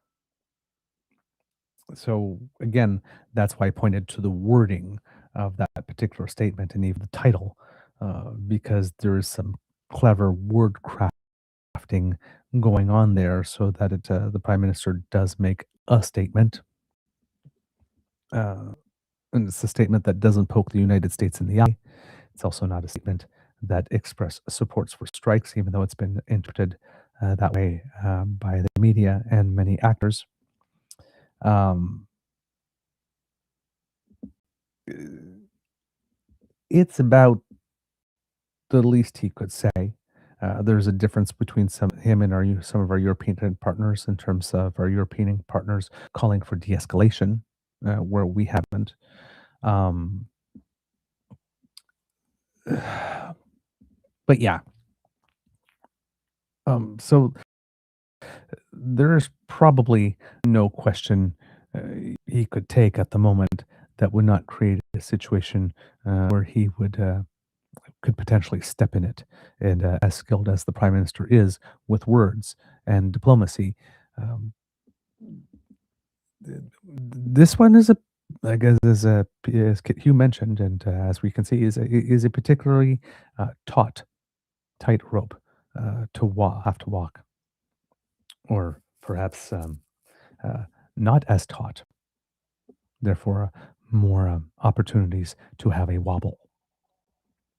So probably in this case, in the immediate moment, the least said, the better strategically, with the hit that comes with that. Making the calculation that taking that hit that comes with speaking as little as possible after putting out that first statement is probably less severe than the risk of opening your mouth and saying something that may prove um, unwise at the moment. But yes, absolutely. It is an uncomfortable um, position. However, if the press wants to get the story, also a story is the fact that we have a trigger happy US neighbor who loves to use it as its punching bag. And the actual diplomatic tightrope that the prime minister is walking. I do not see why media, rather than taking the position, well, what do you think about this? What do you think about this? Tell us what you think so we can report on what you think, uh, couldn't also do the journalistic work of informing us of what is the context in which the prime minister is currently operating, how that is complex, that it is the prime minister's first responsibility to take care of Canadian interests, and how keeping mum might be a strategic choice at this point, rather than just, we don't understand why the prime minister's not talking to us, or the prime minister's not talking to us. That's bad. He owes us answers. This is a prime minister that, in press conferences, if we see him, is definitely not shy from providing answers that have some meat and substance. Um, it could just be an issue of timing. To ask the prime minister the question, but maybe not ask the prime minister the question when he's standing right next to Prime Minister Modi, who is infamous for not taking questions after press conferences, and clearly was not taking them on that day either, because I'm sure Prime Minister Modi didn't want anybody from the press to ask him the question about transnational repression accusations, or maybe even bring up the case we read about where there was a guilty plea in the District of New York to exactly the same types of activities of which they are been accused in Canada, with a definite link in that story to the situation in Canada that the High Commissioner of India still claims is absurd and for which we have provided no proof, even though we have. So, yeah, um, there seems to be now, of course, about 90% of our print media is owned by the Chatham Asset Management Group. So, wanting to ask the Prime Minister a question that could cause him embarrassment and cause him to slip up, and him being willing to play that game, of course, would generate a whole bunch of articles about, oh my God, it's so terrible that the Prime Minister's not taking questions. Oh, look, the Prime Minister's not taking questions again. Um, Journalists are not supposed to be making themselves the story. Of course, Prime Minister not taking questions is a story, but like I mentioned, there's also another story about why that may not be, or why that may be the case, I should say, that the Prime Minister is not taking questions. And I believe that an intrepid journalist, failing to have a hot quote from the Prime Minister, might want to write an article informing the Canadian public about the real politic of the current moment, to educate us, inform us. That's a story too. I'm just saying. Uh, but yeah, we are. He's um, definitely between a rock and a hard place on this one. Um, and yeah, if we well, I think, what's that Mark Twain quote? Better to keep your mouth shut and be thought a fool than to open it and remove all doubt. This might be a similar type situation. Better to keep your mouth shut and not um, announce an opinion that may bite you in the butt later than to open your mouth and create the opportunity. um, so maybe, and now that he's in Australia, there will be an opportunity for questions, but and that he will take them. But I also would not be surprised if he goes through the rest of this trip not taking a question, and then comes back home, maybe takes a day or two, informs cabinet, that type of stuff, and then has some time, more time to sit down with his comms people and come up with a strategy for the questions that he knows are going to be asked, and the difficult questions, and to find a way to diplomatically handle them. But I do not envy him. I do not envy him at all right now. Speaking of people that should have probably said less, Ben Mulroney. Interesting article out of Press Progress by the Club Run. Global News' Ben Mulroney shared a video of airstrikes. The footage is actually from a video game. Oops. The host of a Global News top political show is learning the hard way that actually doing the work of a journalist might involve more than simply playing one on TV. Ouch. As the United States and Israel carried out joint military strikes on Iran this weekend and decapitated the country's political leadership through targeted killings, Ben Mulroney's eldest son of the former Prime Minister Brian Mulroney struggled to separate fact from fiction in the online fog of war. Mulroney was currently filling in as interim host of Global News' flagship political affairs show, The West Block, despite flatly stating he is, quote, not a journalist, shared one video Saturday with his 84,000 followers on social media platform X. The video, which a number of social media users incorrectly believed was video of the U.S.-Israeli airstrikes on Iran, shows a fighter jet performing highly sophisticated aerial maneuvers before striking what appears to be a civilian area surrounded by residential apartment blocks. The post shared by Mulroney was from an ex-user going by the Nick V, who identifies herself as, quote, MAGA Trump supporter and podcaster. She in turn had herself reposted the clip from a Chinese language X account that claimed it was footage of American F-15s bombing targets inside Iran. Quote, this is one of the most amazing videos I have ever seen, the post Mulroney shared said. It doesn't even look real. And, well, according to Press Progress, one reason the video might not look real is because it is actually from a 2013 military simulation video game called Arma 3. As a number of social media users pointed out, the video clip is similar to footage that previously circulated during an armed conflict between India and Pakistan in 2025. Press Progress independently traced the video clip Mulroney reposted during the U.S.-Israeli military strikes to an identical video posted on YouTube in December 2024 by a South Korean gaming channel called Battle Dragon, which regularly uploads clips from Arma 3. The channel describes the clip as footage of a Sukhoi Su-57 fighter jet attacking an unidentified sea. None of the countries involved in the current conflict, including the United States, Israel, Iran, are known to possess or use the Russian-made aircraft. While misinformation is accelerating faster than ever thanks to AI-generated images and malign foreign actors, the public might have trusted that the host of Global News' political affairs show would only share information that had first been verified by Global's newsroom. Neither Chorus Entertainment, the parent company of Global News, nor Mulroney himself responded to multiple requests for comments about whether the West Block host sharing a video game footage in the middle of a war is alignment with Global News' journalistic standards. Gee, I wonder why. The debunked video continues to remain visible on Mulroney's X page more than 24 hours after Press Progress first contacted the media outlet and its host. Chorus and Mulroney did not address other social media postings by Mulroney over the weekend. Another post shared a West Block host cast doubts on report that dozens of schoolgirls had been killed during Israeli airstrikes. While the precise number has not been independently verified, multiple media outlets have independently verified images and videos of the destroyed school.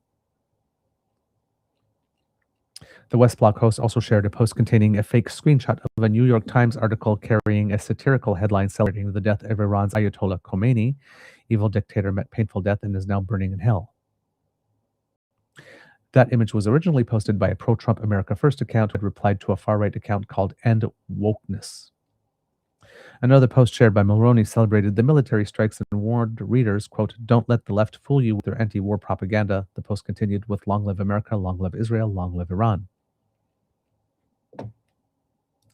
Jason Toney, Director of Media Advocacy for Canadians for Justice and Peace in the Middle East, said it is disturbing to see the host of Global's political affairs program embrace demonstrable disinformation in the middle of an armed conflict, particularly false information that is, quote, favorable to the U.S. and Israel.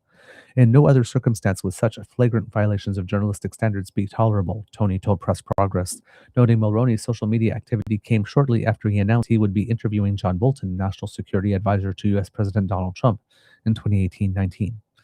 Global News' journalistic principles and practices state the outlet is committed to presenting information that is, quote, factual and accurate, noting that, quote, getting it right is more important than getting it first. Global's ethical code of professional conduct further states that the outlet employees will conduct themselves on and off the job in such a way as to avoid any perception of bias or conflict of interest. Whew. Global News has previously fired its own journalists for sharing opinions about Palestine on their personal social media accounts. In 2023, Global fired Palestinian-Canadian journalist Zara Al-Akaras, suggesting her social media posts violated the company's policies and created, quote, a perception of serious journalistic bias. Internal emails reviewed by CBC News showed Global News managers had ordered the journalist to remove postings that included hashtags like, quote, Free Palestine, Gaza under attack, and Gaza genocide. Course provided no response to questions about why sharing content on social media with hashtags like Free Palestine could give rise to perceptions of bias, but not posts that declare Long Live America and Long Live Israel, let alone posts suggesting left-wing anti-war propaganda, is a lie. Questions as to whether Ben Mulroney is held to a different standard than other Global News employees also went unanswered. The double standard couldn't be clearer, Toney said. The contrast in treatment of these employees is tied to the broader problem of anti-Palestinian racism in Canada in Canadian newsrooms. CJPME and a dozen other civil society groups representing Muslim, Palestinian, Jewish, and allied communities across Canada recently organized a boycott of Mulroney's shows over concerns that his involvement with pro Israel advocacy groups and lobbying firms represent a conflict of interest. In November 2025, Mulroney joined a delegation of politicians, media personalities, and influencers on a free trip to Israel funded by the Israeli government, where Mulroney met with Israeli politicians, sat through lectures, and went sightseeing, later chronicling his adventures and insights on his nationally syndicated talk radio program on Global News 640 Toronto radio station. Quote, yes, this was a paid opportunity to go over there taken care of by the Israeli government, Mulroney said a week later. It was a paid junket by the Ministry of Foreign Affairs. In our view, Mulroney portrays himself as a proud propagandist, yet he faces no consequences, Tony told Press Progress. Quote, Global News is making a mockery of Canada's journalistic ethics. At least he didn't show the clip during the show, the West Block, and pass it off as being actual footage. But yeah, um, not the best move. Um, it's really interesting because journalists are people too, and there is, I mean, uh, I would assume that there's their professional work and then there's their personal opinion. But yes, journalists sometimes, like judges and other occupations, um might be best to keep their social media face professional and not have necessarily personal accounts, or if they do, keep their personal accounts about actual personal things and the political things on their political accounts. Um,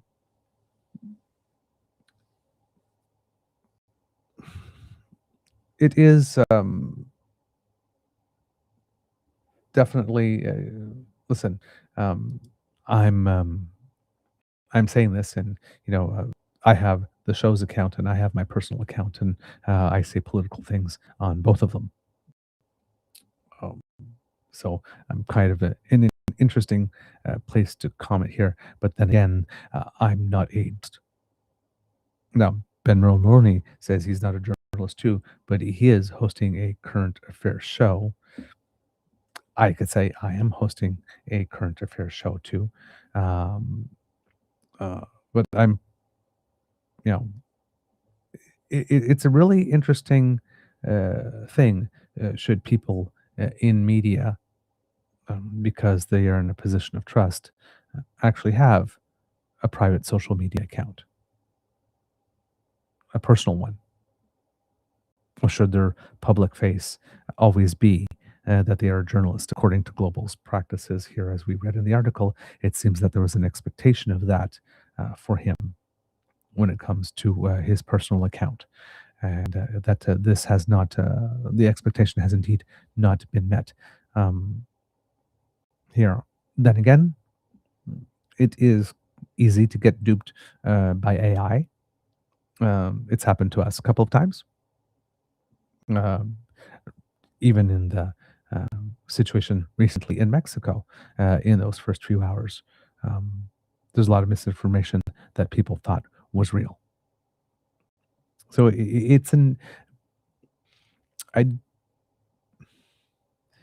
there's a pattern of clear bias that he has demonstrated uh, that should be an issue. This particular thing, um,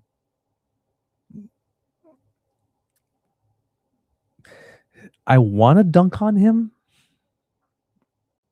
but I can see how the mistake can be made.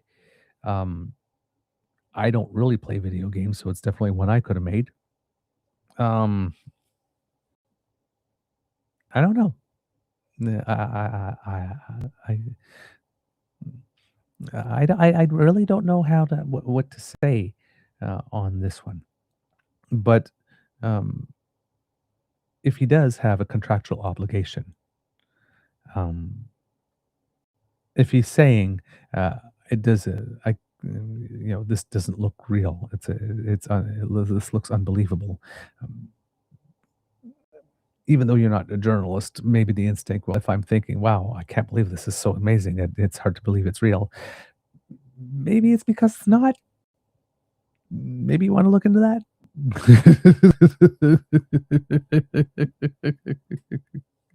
um, but yeah, um, I'm begrudgingly,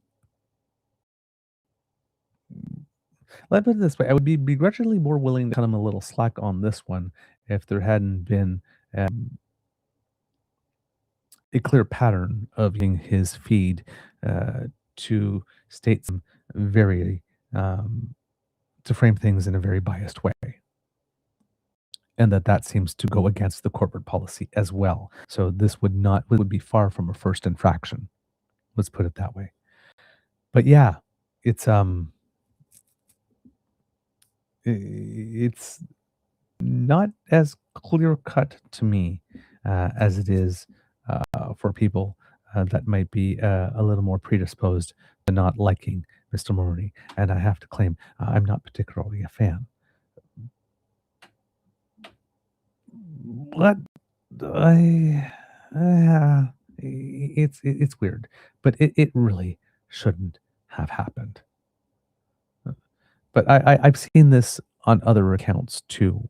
Um, you know, um, with regard to the prime minister's recent statement, I've seen uh, another account, I believe it is the account of Rachel Gilmore, um, basically saying, uh, haha, this is proof that what I've been saying about him all along is true.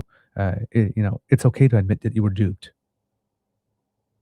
Um, one statement on the first day of a situation like this, in which um, people that are predisposed to have not liked uh, to like him and like what he's doing can point to it and go, aha, is maybe not best thing for your uh, journalistic position as well.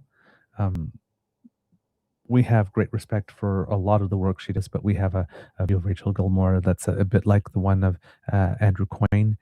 When she's on something, she is really, really bang on, but sometimes if she happens to be in a space where her blind spot is, could be off by a nautical mile. We've said that about Andrew Coyne. We said that about David Frum. There's a lot of people like that, and that's why it's important for us to always be checking our blind spot and to be open to that 360-degree feedback, because we all have issues that resonate with us a little more personally. If you're a Palestinian journalist and you're covering the Palestinian issue, um, is it surprising that you would have a hashtag Free Palestine on your personal account? Probably not, right? Um, for me, when there's issues about kids in care, having been a kid in care, it's a little harder for me to be objective. Uh, we are all human at the end of the day. But yes, yeah, there probably should have been, as Kit Linda says, a greater effort to verify it in this case. Kit Plain was through TD. He wasn't duped. He's a Zionist. Could be, right? Um, there definitely seems to be room. He's definitely more eager to share that type of content and maybe less inclined to pass it through as stringent verification because it confirms his bias. I've been guilty of that too. So that's what I mean. I have a harder time uh, because of what I'm doing, what I do here, what I do with you. Uh, to be as hard on him for this. Um, but I also recognize that this is far from an isolated incident. And there's the fact that 24 hours after it's brought to his attention, the post is still up. That, however, is indeed an issue. Uh, the good that would lead me more uh, to have a negative view in this case, because if it is a good faith oopsie,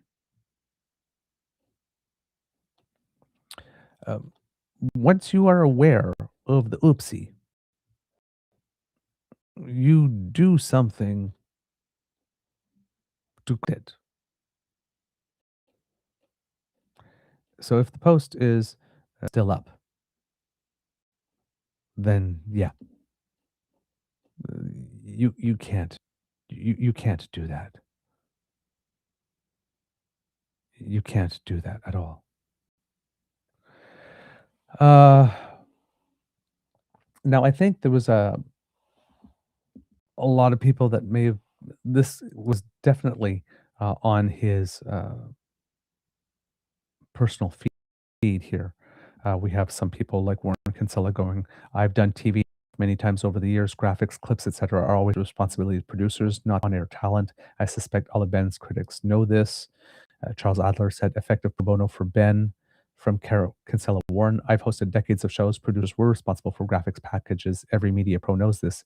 Anyone with media experience blaming this on Mulroney is either a liar or a squirrel. Uh, and when I first heard the story, I thought it was something that had appeared in the segment on the West Block. So yes, while there was an issue with Ben Mulroney, I would also be asking, well, who are the various levels of editors and approvals that this went through that didn't verify it before it made it to air? But this isn't something that made it to air. This is something he shared on his personal feed, and I am not sure that while I'm sure, let me put it this way, while I'm sure that producers are responsible for graphics packages for what happens on air, I'm not sure that Global's producers are responsible for whatever graphics Ben Mulroney decides to share on his personal social media accounts.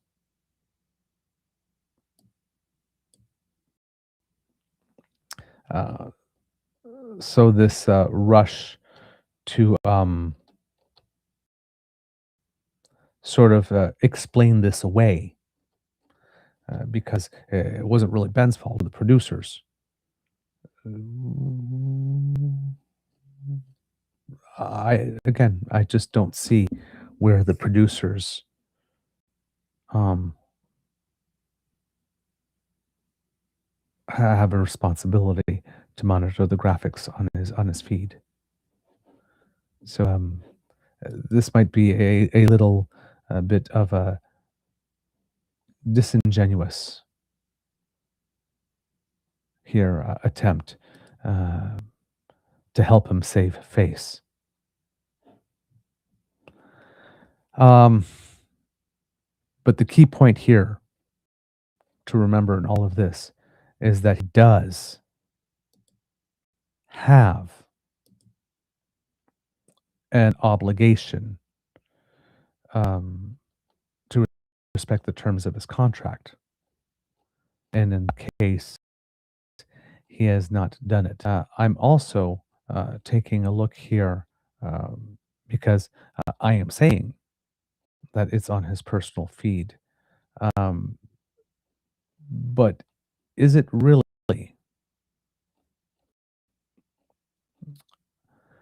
Just taking a look here because there's a Ben Mulroney show feed. Okay. And then and just Ben Mulroney. So yeah, even though his personal feed does identify him as the host, just taking a look here. Interim host West Block, host of the Ben Mulroney Show. Check out the podcasts. This does indeed seem to be his personal feed. So yeah, um, I'm also trying to see when a video is still there now. Was at the time it was written and has since been taken down. Um, but yeah, this is the thing. with social media culture. Uh, you always have to be very careful about what it is that you are issuing because, again, uh, disinformation is rampant. But again, I think that this comes down to, as I'm looking at this, and I do not seem to see it on his feed anymore. So maybe he did take care of that. Um, if he has removed it from his feed, to his credit. Uh, but there should probably it should probably come with more than just removal. It probably should come with, the other day I shared something that I thought was real, was not. Uh, Taking stuff off the feed is one thing, but if you make, I'm also a believer that if you make a mistake in public, you need to acknowledge the mistake in public, make the apology in public, right? Um, if I have an argument with my Beaver sweetie alone at home, and I apologize to him home at home. I don't need to on air to do. But if we did something on air at the same time, where I did something, and I can't imagine that I would, but did something that was disrespectful, it seems to me that I would owe him an apology, but it would be incumbent upon me to also on air and say, on this particular date, I did, and I said this, my Beaver sweetie, that was wrong. I did apologize to him personally, and because I made the mistake in public, I am also apologizing to him in public, and I'm apologizing because you clearly saw what it is that I did this, and therefore, you know, I need to take responsibility and ownership of that, and that seems to be an element um, that is missing here. Kit Linda, again, the problem is even if you take something down, it's already been passed on by other accounts and it never goes away. Yes, yes, indeed. As a certain reporter, who we will not name, did to that transgender person in Ontario by claiming they were the shooter in Tumbler Ridge.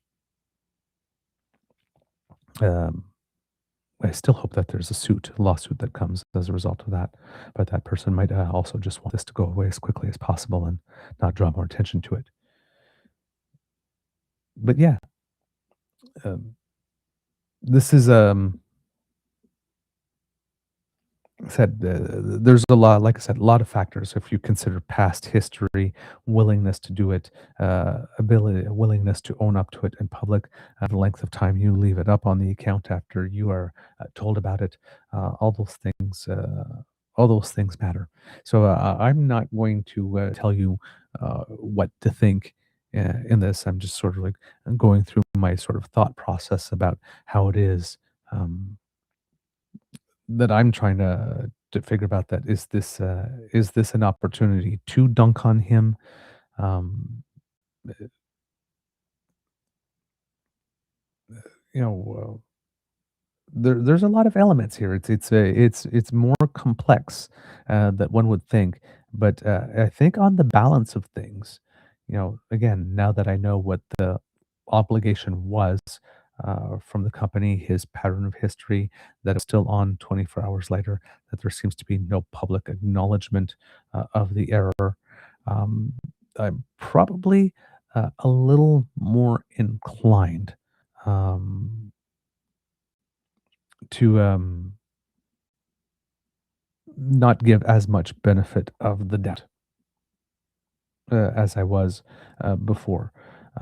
But I also do not believe the rationale coming in from Charles Adler or Warren Kinsella that it was the producer's job to make sure that the graphics on his personal feed were not okay. If he had shared on the Ben Mulroney Show account, which is related to Global or the West Block account, yeah, there's definitely should be a verification function there because you're literally representing the shows.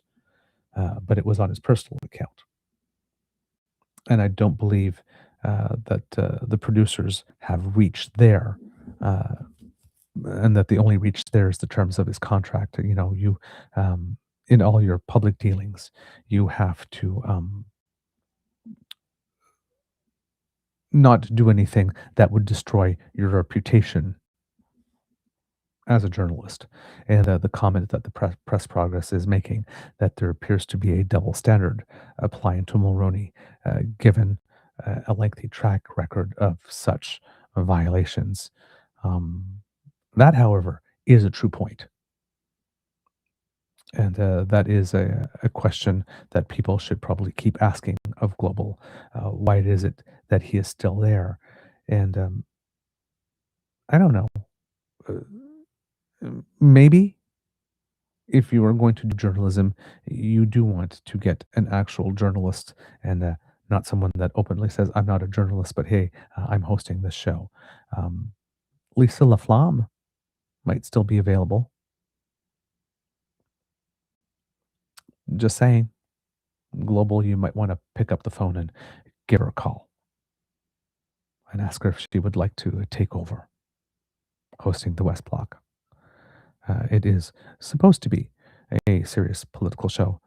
You might want a serious political journalist because I don't believe that Lisa Laflamme has ever been reproached for using her personal Twitter feed in ways that would um, have people question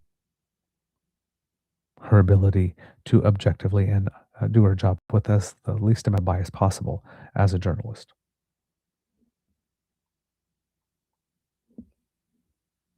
Give Lisa a call. A lot of Canadians were upset when she was dispatched from CTV. A lot of Canadians might be very, very happy to see her back. It actually might it might potentially do more for your ratings than bringing on Ben uh, may have done. I think if I'm considering this more, it probably would be a good idea for Global News to put out an issue. Well, we tried this, and um,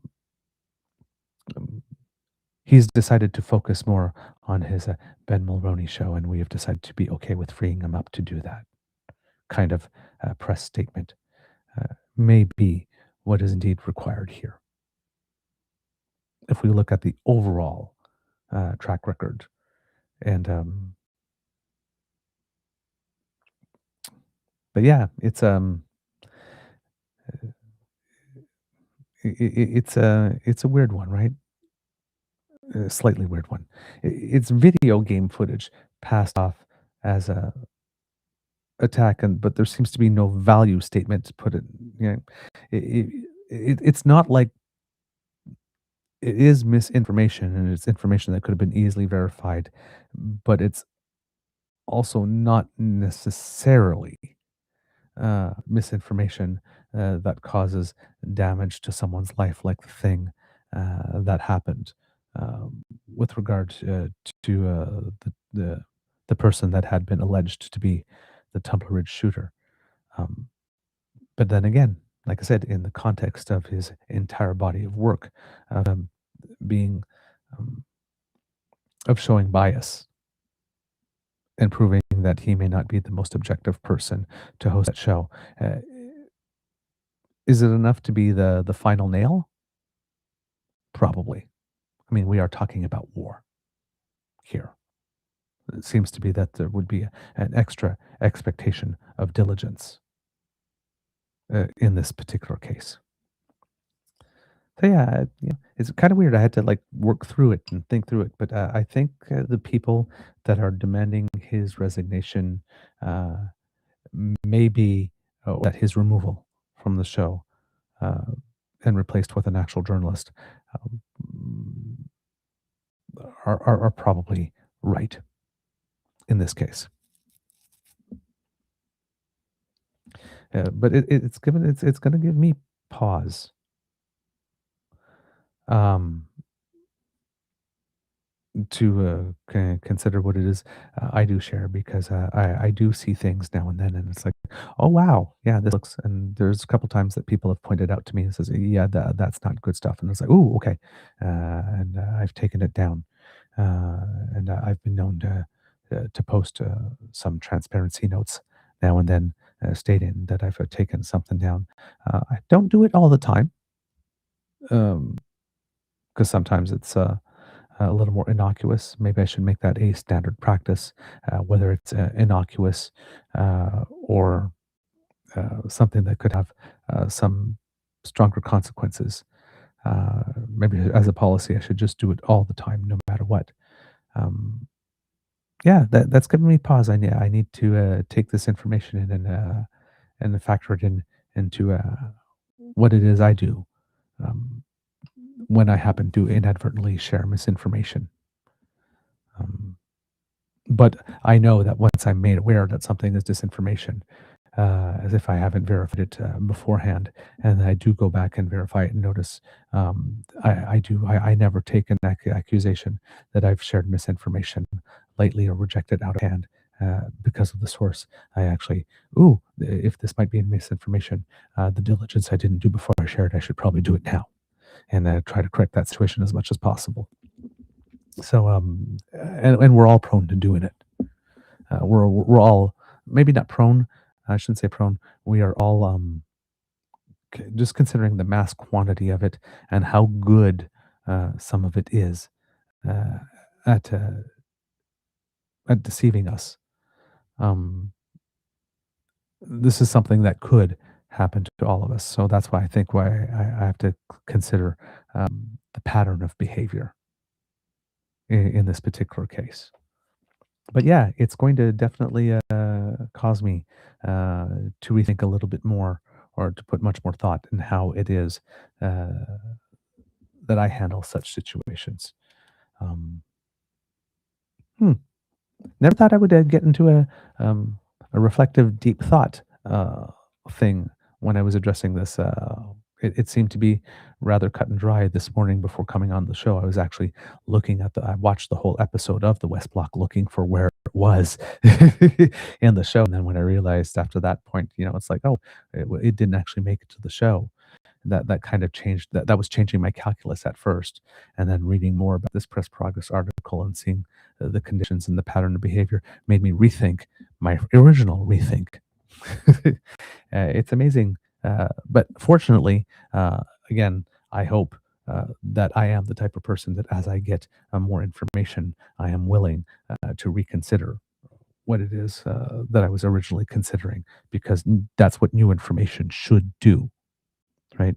If you have a position and you get new information and it is credible and it is verified, you have the choice of holding on to your original position or allowing that new information to come in and alter your position. And I would like to believe that I'm the type of person that when I get new information, I factor it in and then change my assessment.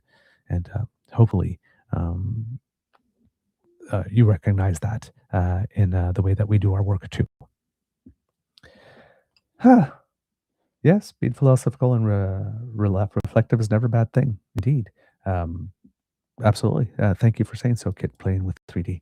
But yeah, it, the job. And again, right, in our situation, considering that we have, limited resources, some person brought to my attention that maybe the information about the school having been bombed was misinformation put out by the IRGC because, that's the way they do business. And yes, it is. And so, that, but I was pretty sure that that was good information because I got it from a credible source. One of the things that we do try to do when we see such information is, take that information, look it up through the internet, see if it's been covered by many other sources that also happen to be credible and reputable, and then bring it to you. Um, especially stuff like this. Was a bomb actually dropped in on a school with girls on it on a Saturday? Really? And it's like, well, yeah, well, in Iran, yes, there is school on Saturday, and yes, it was verified, by Newsweek, and there was you know, or also news that there may have been. Not about the school, but on that Donald Trump had a big party on at Mar-a-Lago, uh, and was dancing the night away during the time that the strikes were happening, or just before the strikes were happening, or that type of stuff. And went to take a look at that, and that was the one I saw in Newsweek, that it was there, and that was indeed a big fundraiser planned for that night, and he did indeed make an appearance. And um, so, you do want to again, I would be predisposed to believe that, Donald Trump would, drop bombs on a nation and then have a party that night and dance the night away at Mar-a-Lago, because that seems to be entirely consistent with behavior that we would expect of him if he was living down to any and all expectations. But just because the news that we see on the internet, uh, is so well crafted that it feeds into what we are predisposed to believe about someone is not enough to mean that actually happened, right?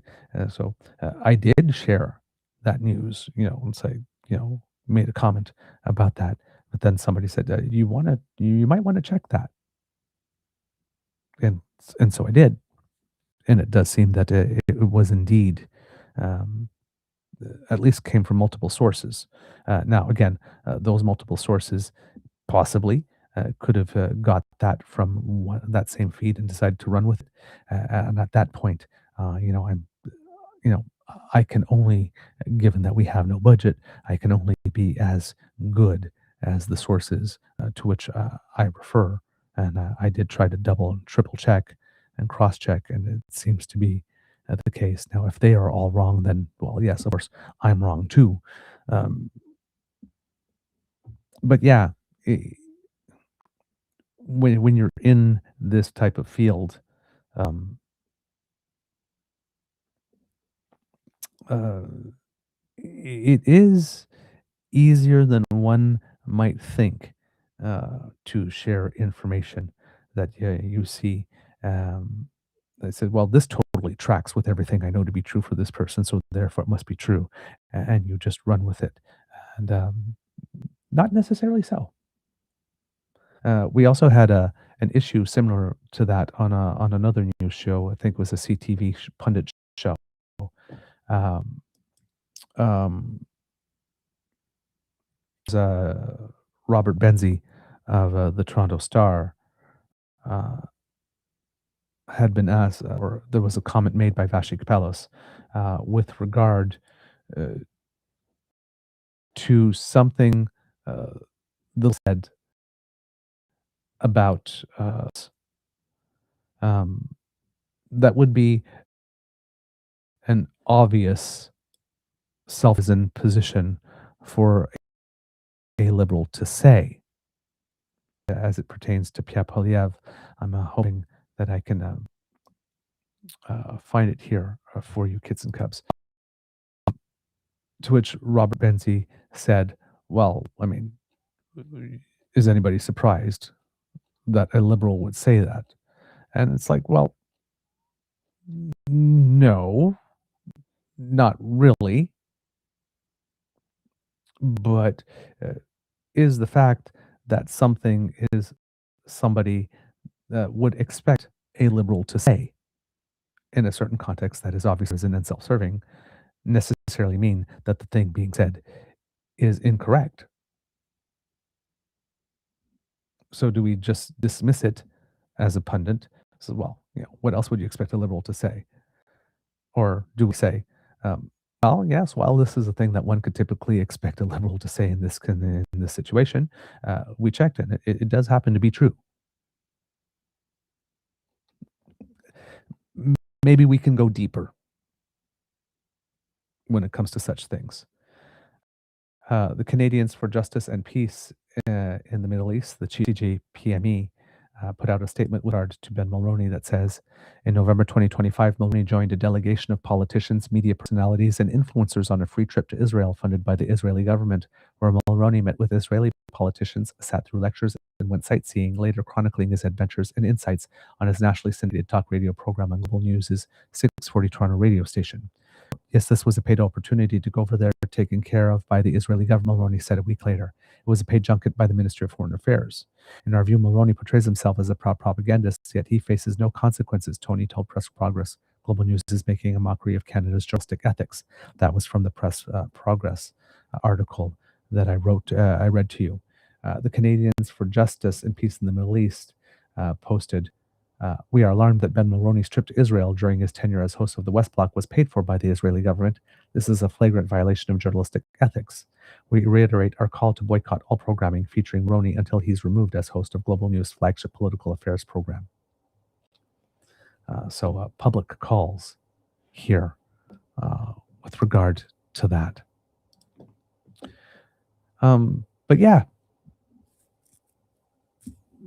perhaps like I said, in the punditry, our pundits could go a little deeper than the dismissive brush off. And with regard, like I said, media, to criticism of Mark Carney not having made some public comments yet, rather than just pointing to the fact, reporting on the fact that he has not made comments yet, and then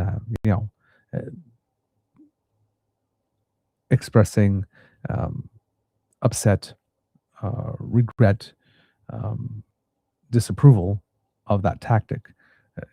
Maybe one could go deeper and inform us about why it is that the Prime Minister might not be willing to make a comment on that at this time. There are opportunities to go deeper, to give us information, even though it was not the information that you might have been originally set out to get when you decided to journalistically cover the particular topic. But that doesn't mean that there isn't a story there that you can tell if the story you originally weren't expecting to tell doesn't pan out for you. So in that sense, sometimes I think it might be a good idea to go a little deeper.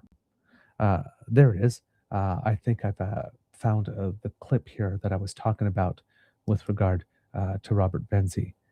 So let's just play it here for you. And there we go. Let's do a share here.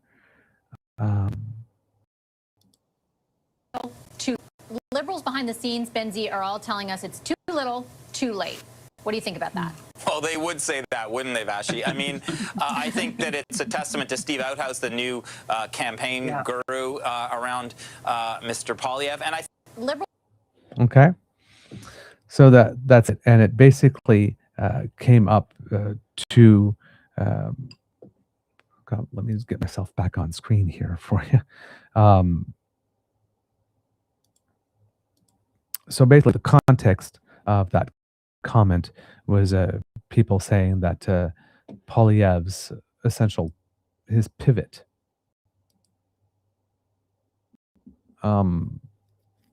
to the sort of like new image or the new him that he's presenting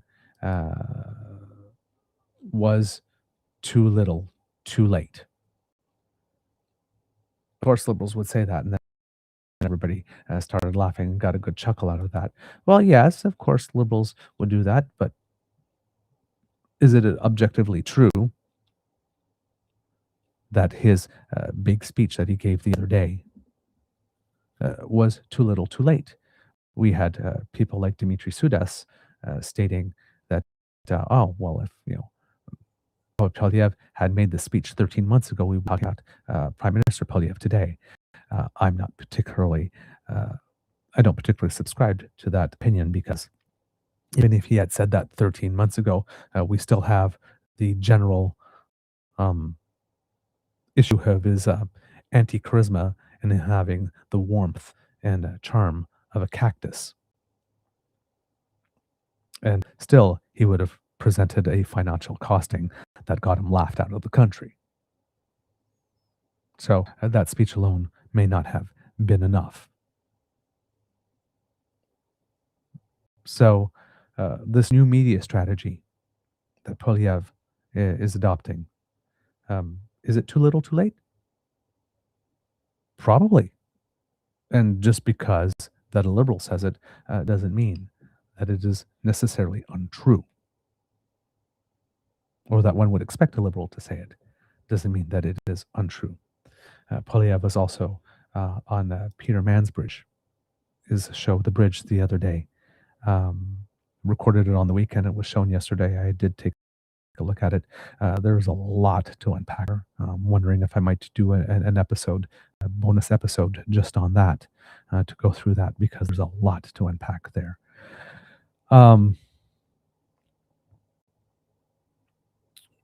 But yeah, the other thing that you might have noticed on Pierre Poilievre's account is during the Olympics, every time somebody was winning a medal, that there was this big effusive cheering for them, which was the complete opposite of Pierre Poilievre's account during the Summer Olympics in Paris, where Pierre Poilievre did not take the moment to celebrate any Canadian achievement until a couple of seconds before the closing ceremony, or around the closing ceremony.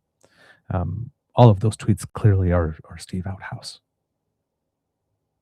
right? Celebrating the success of every single Canadian Olympian that was doing well.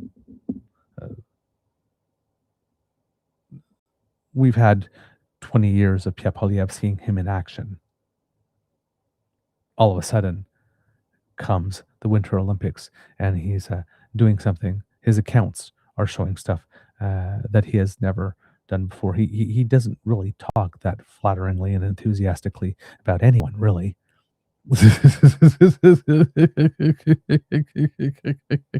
Definitely not that consistently. So yes, a lot of this is new media strategy by Steve Outhouse. But I think if I were to present something to you, Michael DeAdder had an editorial cartoon the other day that really, I think, nailed it when it comes to Pierre Poilievre's repeated tonal resets and makeovers. And I'm going to share it with you because if I had to give 100 Beaver points for an editorial cartoon, this would be one that would get it, because it very, very clearly shows what's going on. It is, describing it for those who may not be watching at the time, it is Pierre Poilievre basically on a highway that just loops around in a circle. And one of it says, rebrands himself as a defender of Canada, one sign, and the sign at the halfway through the circle is blames Canada for everything. And he just keeps on going round and round and round. I defend Canada. I blame Canada for everything. I defend Canada. We blame Canada for everything. That's pretty much it. It's what we've come to know from him, especially recently. So these tonal resets,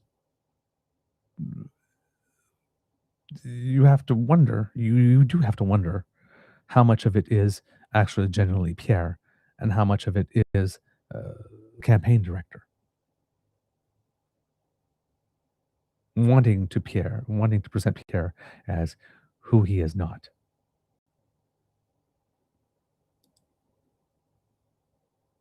One has to wonder. All right, kids and cubs, I went a little over. I was just planning to present the Ben Mulroney thing and just say, man, he did this and bad him. But yeah, it did get me to think a little bit more about media in general and how it is we do things here. Maybe journalists shouldn't be asking, while they need to ask questions, uh, shouldn't be asking questions uh, when the situation is protecting and defending the national interest of the country. When you have a somebody who's very predisposed to dropping bombs on countries he doesn't like and on leaders he doesn't like, maybe not creating a situation inviting the prime minister to repeatedly poke that particular person in the eye. That maybe questions should be formulated to get the information you need, but in a another way, or that the question should be asked. But, timing might be an issue. On the other hand of that equation, however, there is the reality that journalism is about asking popular people unpopular questions. That's where that balance comes in, right? How much do you want to get that story? But what is the potential cost to the national interest of getting that story? And is that story important enough? Is it important enough to ask Mark Carney how he personally feels about the strikes at this particular moment? Information we need to know, if it is information that if he actually told us what he honestly felt about that, could make it such that our country's life becomes way more difficult, that people end up losing jobs as a result of it. But then again, as a journalist, should that concern restrict you from asking the question?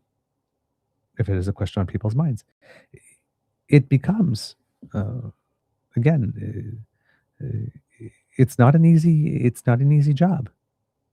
It's not an easy job. You know, we assume, that journalists also want their country to succeed,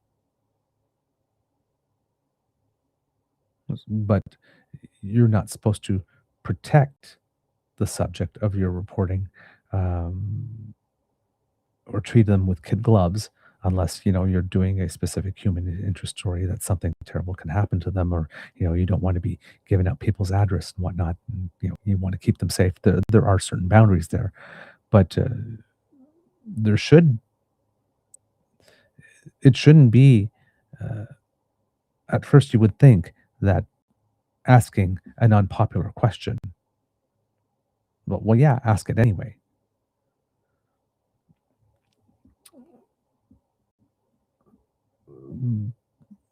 And your job is not necessarily to be helpful.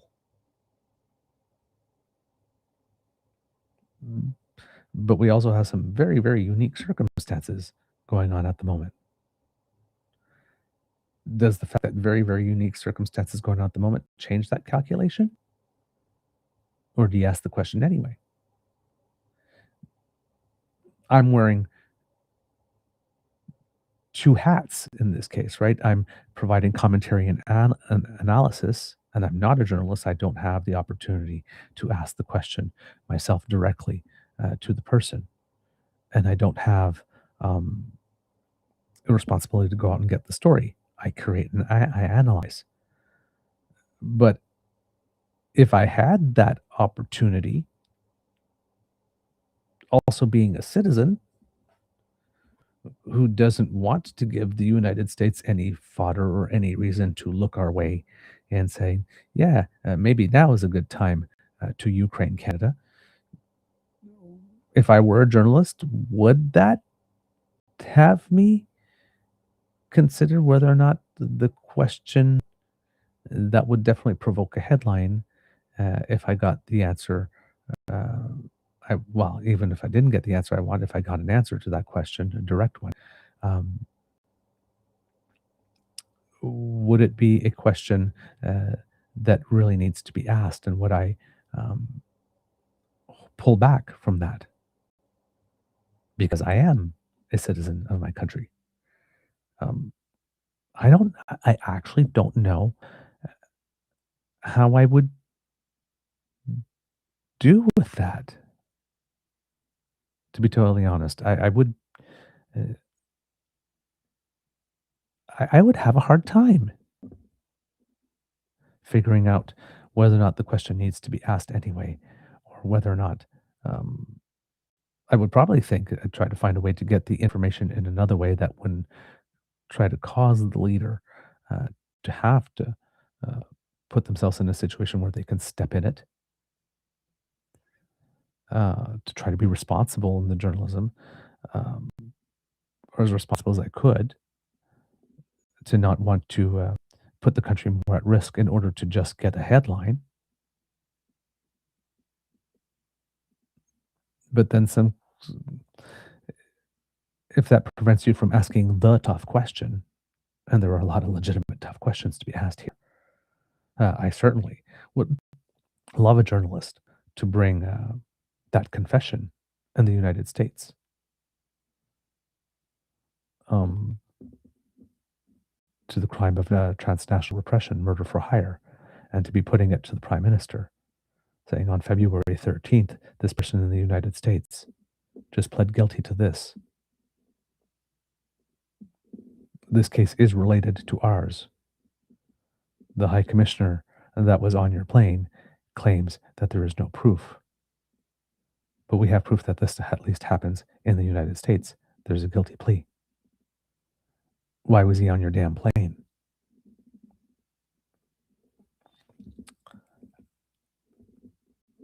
Why are we doing expanded trade with a country that still will not acknowledge, at least in public? Maybe they're doing it behind the scenes.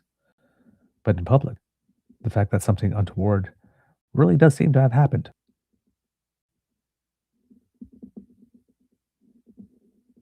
Or at least that this is a practice of theirs that at least one person has confirmed has happened through a guilty plea in the United States. Would I ask that question while he's standing right next to Prime Minister Narendra Modi as he's trying to sign a trade deal that would help us diversify away from the United States, which also poses an existential threat? Or would I wait a week? I don't know. That would be a difficult ethical question for me if I were a journalist. I would want to ask the question. I would want a response. I would preferably love to get it on camera. But would I need it now? That's kind of the interesting question. So yeah, a lot to think about how our media goes about and does its business. All right, kids and cubs, that's the end of this episode of the Daily Beaver Morning Show. I hope that you enjoyed this episode because we like making this for you. Remember, sharing is caring and word of mouth is priceless. So please tell your peeps and poops all about us. If you're able to share a little bit of yourself with regard to how our content resonates with you, we would definitely appreciate that because that's advertising that we cannot buy, and we are very, very grateful for when you do that because you are influencers in your own circles. If you would like to, kids and cubs, support us in other ways, one of the ways that you can do that is by sharing our YouTube page or going to our YouTube page. If you have not yet subscribed to it, you can do that by scanning this QR code and smashing with our subscribe button. And while you're there, why not smash with our like and share buttons as well? Kids Elaine and Cassie would definitely approve of you doing so, and that helps us with the algorithm. It helps people find us when you do. So if you have not subscribed yet, please do. That is definitely a way you can help. If you believe that the content of our show, our introspection, the way we think about things, the way that we try to approach this ethically, The questions that we ask are things that you would like to encourage us to do more of, then this QR code will bring you to our coffee page. That is the Eager Beaver Lodge's Emergency Hydration Fund, and you can make a contribution there. Loonies or toonies definitely help us pay the additional costs that we are incurring since we've gone fully independent again to bring this show to you. And thank you so much for all that you do there. We also have other ways to contribute memberships and super chat donations. On the super chat donations, Kids and Cubs, um, uh, I did go to look at that a little more because we got our end of the month statement, and those of you who may have been in the audience at the time live when we were doing a show saw that Kit Hugh um, made a relatively generous donation to the Eager Beaver Lodge Fund via super chat on YouTube. Um, and I didn't see that amount reflected in our totals, which was there was an amount, but not the amount that showed up on the screen. And that's when I learned that YouTube does indeed retain 30% of anything that you donate through Super Chat. So again, not telling you how to donate. If donating through Super Chat is the way that's the most convenient for you, please do. But as informed listeners of the show, if you want us to receive most of your donation and you don't want 30% of it going to actual YouTube, um, Super Chat may not be the best way to support the show, especially since YouTube, the owners of YouTube, take some of those donations and then donate it back to Donald Trump to do what it is that he does. Um, so just want you to know, particularly if you're making a sizable donation, um, if you're making a $10 donation, that $3.33 goes to YouTube, probably doesn't make that much of a material difference. But if you are making $100 donation, that $33.33 will be going to YouTube. Might be, if you want that donation to go to us, might be something you wish to consider um, when you're choosing your method of making a donation. Our coffee page goes through PayPal, so there's like a minimum transaction fee there, and small tiny percentage that ends up to way less than 30%. And the bigger donation, the smaller the portion is, because once that initial transaction fee is taken place, it's the same percentage of whatever it is afterwards. But the way to make a donation, if you want to ensure that we get 100% of it, and that that if your intent is to donate to us and not to anybody else or to feed anybody else, a direct bank transfer is the way to go, using our email address, truenortheagerbeaver@gmail.com, because there we can attest, because we've looked at the numbers, the bank does not withhold anything. The transaction just goes through as you wish. So truenortheagerbeaver@gmail.com, bank-to-bank transfer is the best way to make a donation to us. If you want us to receive 100% of your donation, then through our coffee page, it ends up being a very small percentage overall. And the bigger the donation, the smaller that percentage gets. And if it's by YouTube, you just know that you are losing. Well, not I was calculating as 1/3 actually, but 30% of it. So $3 out of every 10 ends up going to YouTube instead of us. Just again, want you to be fully aware of your options, and then leave the choice to you as to which one you want to exercise.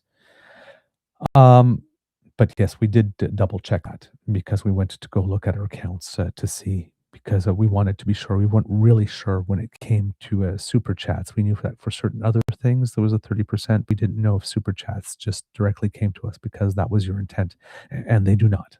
Absolutely everything that goes through YouTube, it seems, has a 30% cut. All right. Let's see. What else do we have here? Because democracy is something that you do, remember that there's the high speed rail um, public consultations going on. If you go to Alto Train, that will take you there, and you can definitely um, let it be known what it is that you think. If you have some, um, if you want to attend a virtual session or a session that would be in person, and then there's also a way that you can send in your information online. And this public consultation continues on to March 29th, 2026. So if you would be affected by this project, you might want to let your thoughts be known. We also have our Commons petition. I believe it is 7148 that would encourage the House to take some action that would obligate our leader of the opposition to get his um, NSCOP level security clearance that he still claims he has. This petition continues on until April 7th and is at 38,289 signatures. The number of signatures has stopped growing as much as it could have over the past little bit. So here, kids and cubs, you might, I'm putting here um, a link in the chat here, and hopefully that will bring you to there. Please share it widely because this is something that we need to get Parliament behind to get done. Yes, indeed. Kit Saucy, Mr. Grizzly need to sit down and discuss percentages, fees, what goes in and out. It's budget season. Listen, those things for our expenses, we do that. Just so you know. And I realize I just said doo doo again. But this information specifically is for you, the consumer and the donor, because again, right, it's with your support that this show is able to do what it does. So this particular information that we have looked into was to be able to give you the information as that you need to make an informed decision with regard to how you want your donation dollar to get to us and through which means and services you would like it to go through. So just so that you know that YouTube contributions, whatever it is that you are donating to us, we lose 30% of that as soon as the donation is made. In that sense, in that sense, coffee or direct bank transfers are the better way if you want us to be the ultimate recipient of your the overwhelming majority or all of your donation. As for us, yes, we definitely have to look at we keep on looking at our numbers in terms when we're sourcing equipment, when we're looking at streaming platforms, when we are looking at any subscriptions to services, we are definitely looking at where we try to source things and to try to make the best possible decisions for the long-term viability of this enterprise, and also to try to remain consistent as possible with our personal ethics and values. When you're starting out, some of those could be more difficult choices, but these are things that Mr. Grizzly and I have talked about, and that we will continue to talk about as our platform here and as our initiative here evolves. But we just wanted to make sure here that in this particular case, we're talking about two very distinct things. What choices we make are for ourselves and what choices you make for yourselves, and wanting you to have the full information because, like I said, we believe in informed choices, and then we respect whatever choices you make after that. But at least we want you to be informed about your choices before you make them. All right. Let's see. What else? But it is good advice. I wasn't taking it as criticism, by the way. Just I thought as it was an opportunity to give information because we say that we're perfectly fine to show you how the sausage is made here on this show. Please, again, any comments of that sort, we love receiving them because we have no problem telling you what it is that we do.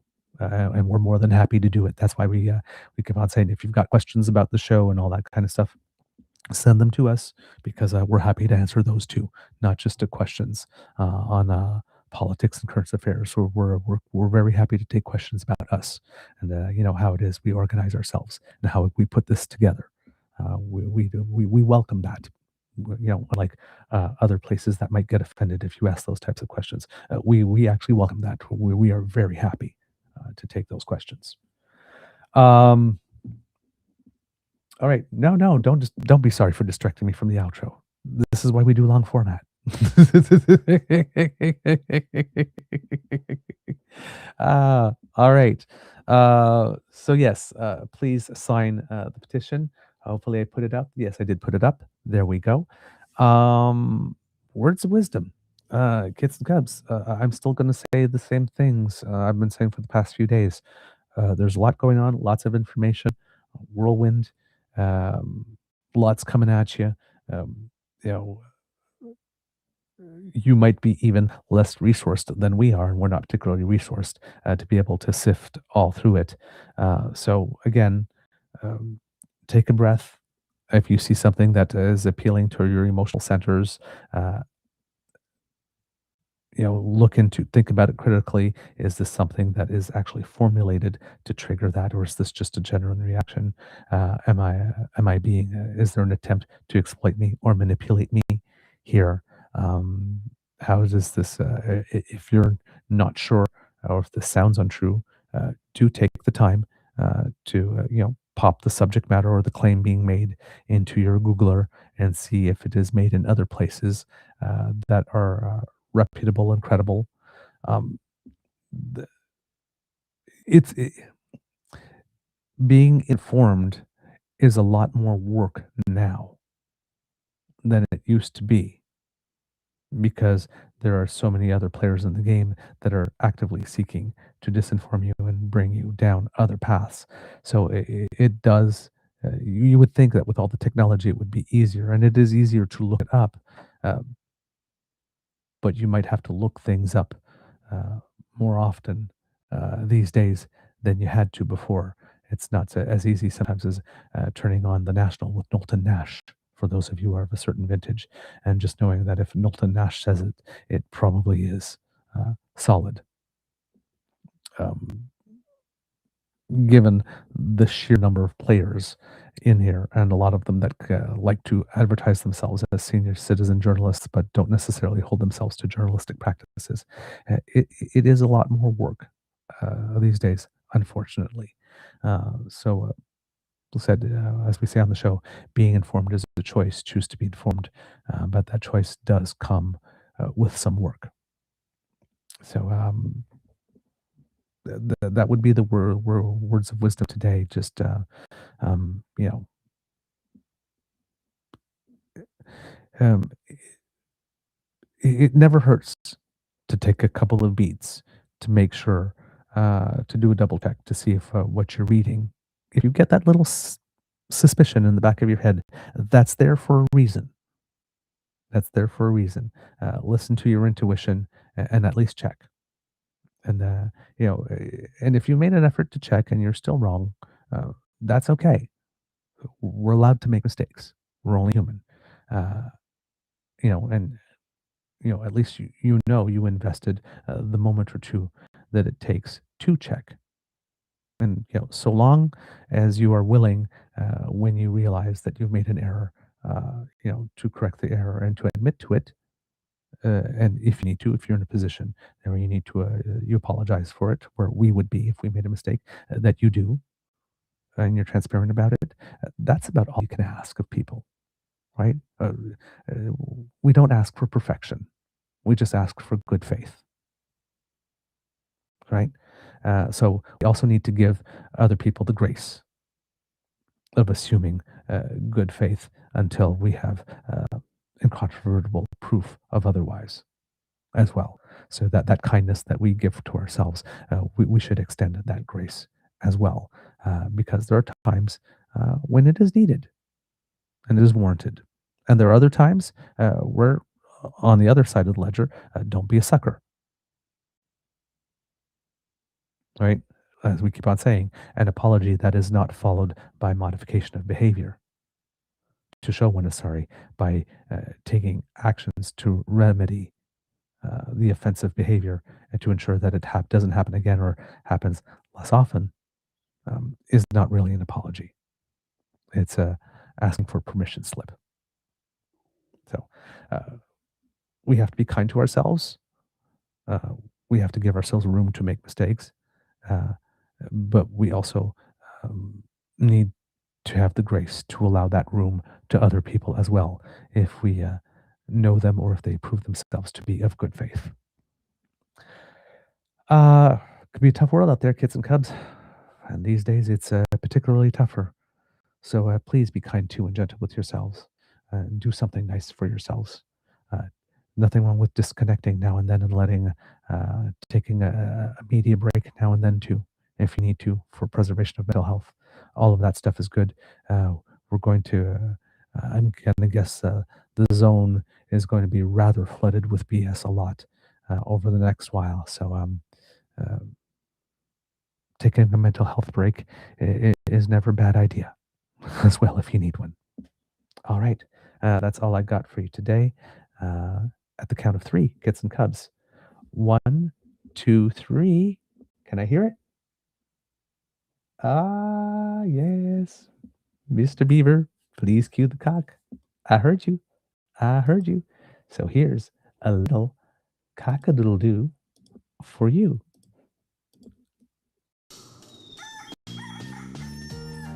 You are listening to a True North Eager Beaver Media Incorporated podcast. The True North Eager Beaver podcasts are proudly brought to you by our founding sponsors, the Misfit Mysteries from Corvid Moon Publishing, your source for science fiction, fantasy, and cozy mysteries featuring a broad diversity of characters, CanadianTarot.com, their uniquely Canadian online eclectic tarot community, and the Peppermaster, hot pepper sauces made from farm-fresh ingredients to thrill your taste buds and expand your mind. We are grateful to the Crier Media Network for its support, Pete Jarvis for our artwork, and Paul Joseph Something for our opening and closing sequence music.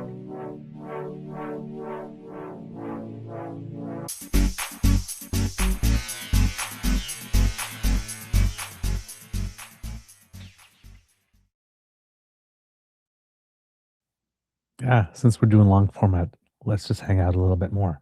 Got Kit Lane here. I thought we'd do long format because you love hanging out with us. Of course I do. Of course I do. But it allows us, to have more time to go into things, of course. A little bit of Canadians who make us proud. Number one, if you're a curling fan, the Briar is right now, I'm sure you know, and there's some lovely matches. There was a lovely moment yesterday where, because they're taking place in St. John's, Newfoundland, where Brad Gushu and a up-and-coming team from Newfoundland, Team Young, who were playing really, really well for the first 4 ends and actually had a 3-2 lead at one point in it. But then, of course, experience shone through after their match, because this is Brad Gushu's last year in competitive curling before he's going to move on to other ventures. Took the time to bring their team onto the ice and took a picture and together, and they had people lined up like Skip of the Gushu team and Skip of the new and upcoming team, the third next to each other, the coaches next. And it was just this beautiful moment at St. John's, if not a passing of the torch, recognition that, there is still a program there, and that this group of younger curlers really did show up to play that game and give their all. and didn't shy away from the opportunity. It was a nice show of respect and sportsmanship there. Also, congratulations, I believe it is, to the women's curling team from Memorial University, who won the national university championships and will be going to the World University Games in China, I believe, in 2027 to represent Canada there. So that was a lovely thing as well. It's good to support the up and comers. Also, very excited to see Team Ontario, Jaden King, is a team that is skipped by someone who is darker skinned than I am. Representation in curling, especially at the high levels, is a little bit lacking. So it is nice to see a person of color as a skip and doing well. A very, very young team, so we might be hearing from them for some time yet. But they are showing up, and they've showed up and play like they belong.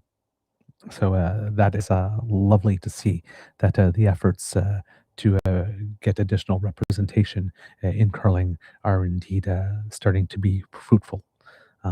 There's been also, I've seen some Indigenous participation as well. Colin Hodgson, who we've had on the show, being one, but there's also a young lady, I can't remember her name off the top of my head, who I think plays for Team McCarville in Northern Ontario, who is also, she's really, really good, by the way. So it's nice to see those efforts paying off, and lots of people, and more people joining the game, because it is an absolutely wonderful game, and it's a sport that you can play for your whole lifetime. So it would be nice. I would love to see much more. Much more of that. We've also had representatives from the rainbow community, Team Epping, for example, who's openly out, John Epping. So it's some people might think that curling might not be as welcoming a sport, because a lot of people think of it as a bit more of a blue collar sport. But I can tell you that anywhere I've gone in my entire curling career, I have always been welcome with open arms. You want to play? There's a spot for you. I have never encountered any discrimination or even a cross word or snide remark about anything regarding either race or sexual orientation in all my years of playing in the sport. So that's one of the things I do love about the sport very much. So yeah, it's a great place to be, and you know. Curlers are some of the kindest and most generous people out there. So if you're hesitant, you're watching the show and you might be hesitant to joining the sport because you think there might not be a place for you, because it is a sport that is still very white. Please do not hesitate at all. There is definitely a place for you, and Curling Canada has been on actively seeking representation throughout the sport. If you look at the commercials, rocks and rings and stuff like that, you'll see that there's kids of every thing under the sun that is there, and it will be nice.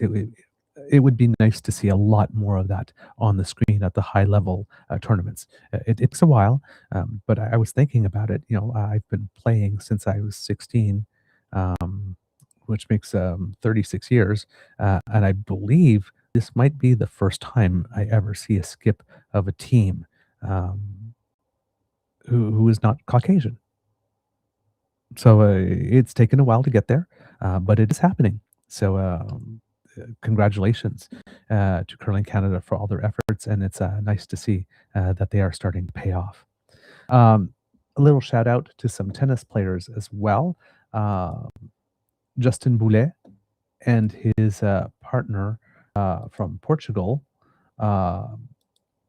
in this case for the tournament, Tiago Pereira, won a tournament, I think it is in Portugal, the Vale de Lobo tournament, winning the final very convincingly, 6-2 and 6-3. They were the number one seeds going into it. So that is, I believe it's the first title this year for Justin Boulet in doubles. And hopefully there'll be more of that coming. And a little shout out, there's a tournament in Trois-Rivières right now, a little lower level. And our Canadians are doing very well there. There were 4 matches that were completed yesterday featuring Canadians, and in those matches, a Canadian advanced in every single one. Now, 3 of those matches faced Canadians against Canadians, so it was maybe a little easier to do. But the fact that there is so much Canadian participation now, yeah, and I'm looking at the names, and again, a lot of diversity there. So this is very good for the tennis program. Also, Alexis Galarneau had a very important win. He's trying to qualify to get into the tournament at Indian Wells, which is a 1,000 level tournament, and his first round of qualifications. Galarneau, who's ranked 219th in the world, was taking on a player from France, who's ranked 105th in the world, and Galarneau won it 7-6, 8-6 in the tiebreaker first set, and 6-4 to advance to the second round. If he could win that second round, I think it might be the first 1,000 tournament that he gains entry to through his own victories and ranking rather than getting a wild card in, which sometimes happens at the Canadian tournament, which is the 1,000 tournament. So he seems to be, he might be on his way to having a banner year. And it would be good. He's been putting in the work. He's done a lot for Team Canada in Davis Cup play to sometimes to advance us in those tournaments. So it would be nice to see him being able to advance to the bigger stage, because he has definitely put in the work. Also, Kits and Cubs, a shout out to the late Catherine O'Hara, who won Best Actress, I think it is for a TV show, at this ACTRA Awards, formerly known as the Screen Actors Guild Awards. So won there posthumously, and Seth Rogen, who is her co-star in the studio, had won as Best Actor, and he showed up on stage to collect the award for her, and told a story about how it is that she would send back copies of her script to the people who were writing it, and said, "I hope you would consider," and then she just completely rewrote the script to allow her to be the genius that she is. And he actually said, "You can be a genius and be kind," in accepting for her. Also, in the actors category, Jim Carrey was at the Césars, which are the French Oscars, and he was given an honorary award for his entire career. And Jim Carrey, even though he does not speak French, had I think he described it, great grandfather whose last name was Carré, square, and so Jim Carrey, that's how his name changed.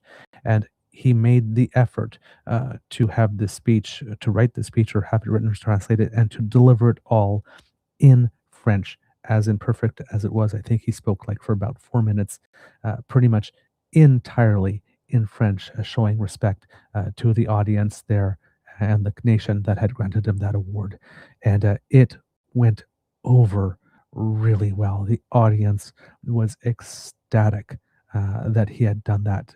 So just goes to show, Kits and Cubs, that if you are practicing a second language in front of people who do speak it, and you think, "Oh, I shouldn't do that because, well, I don't speak it as well," if you go watch that, watch the acceptance speech, He doesn't have perfect pronunciation. He doesn't, but he really put a lot of effort into it. And you can see just how completely and totally charmed the entire audience was. And it's not just one line or two lines, the whole damn acceptance speech. There you go. It's just little moments. Again, our athletes and our actors and our entertainers are some of our best ambassadors every now and then. So I can't show it to you because we get copyrighted dinged.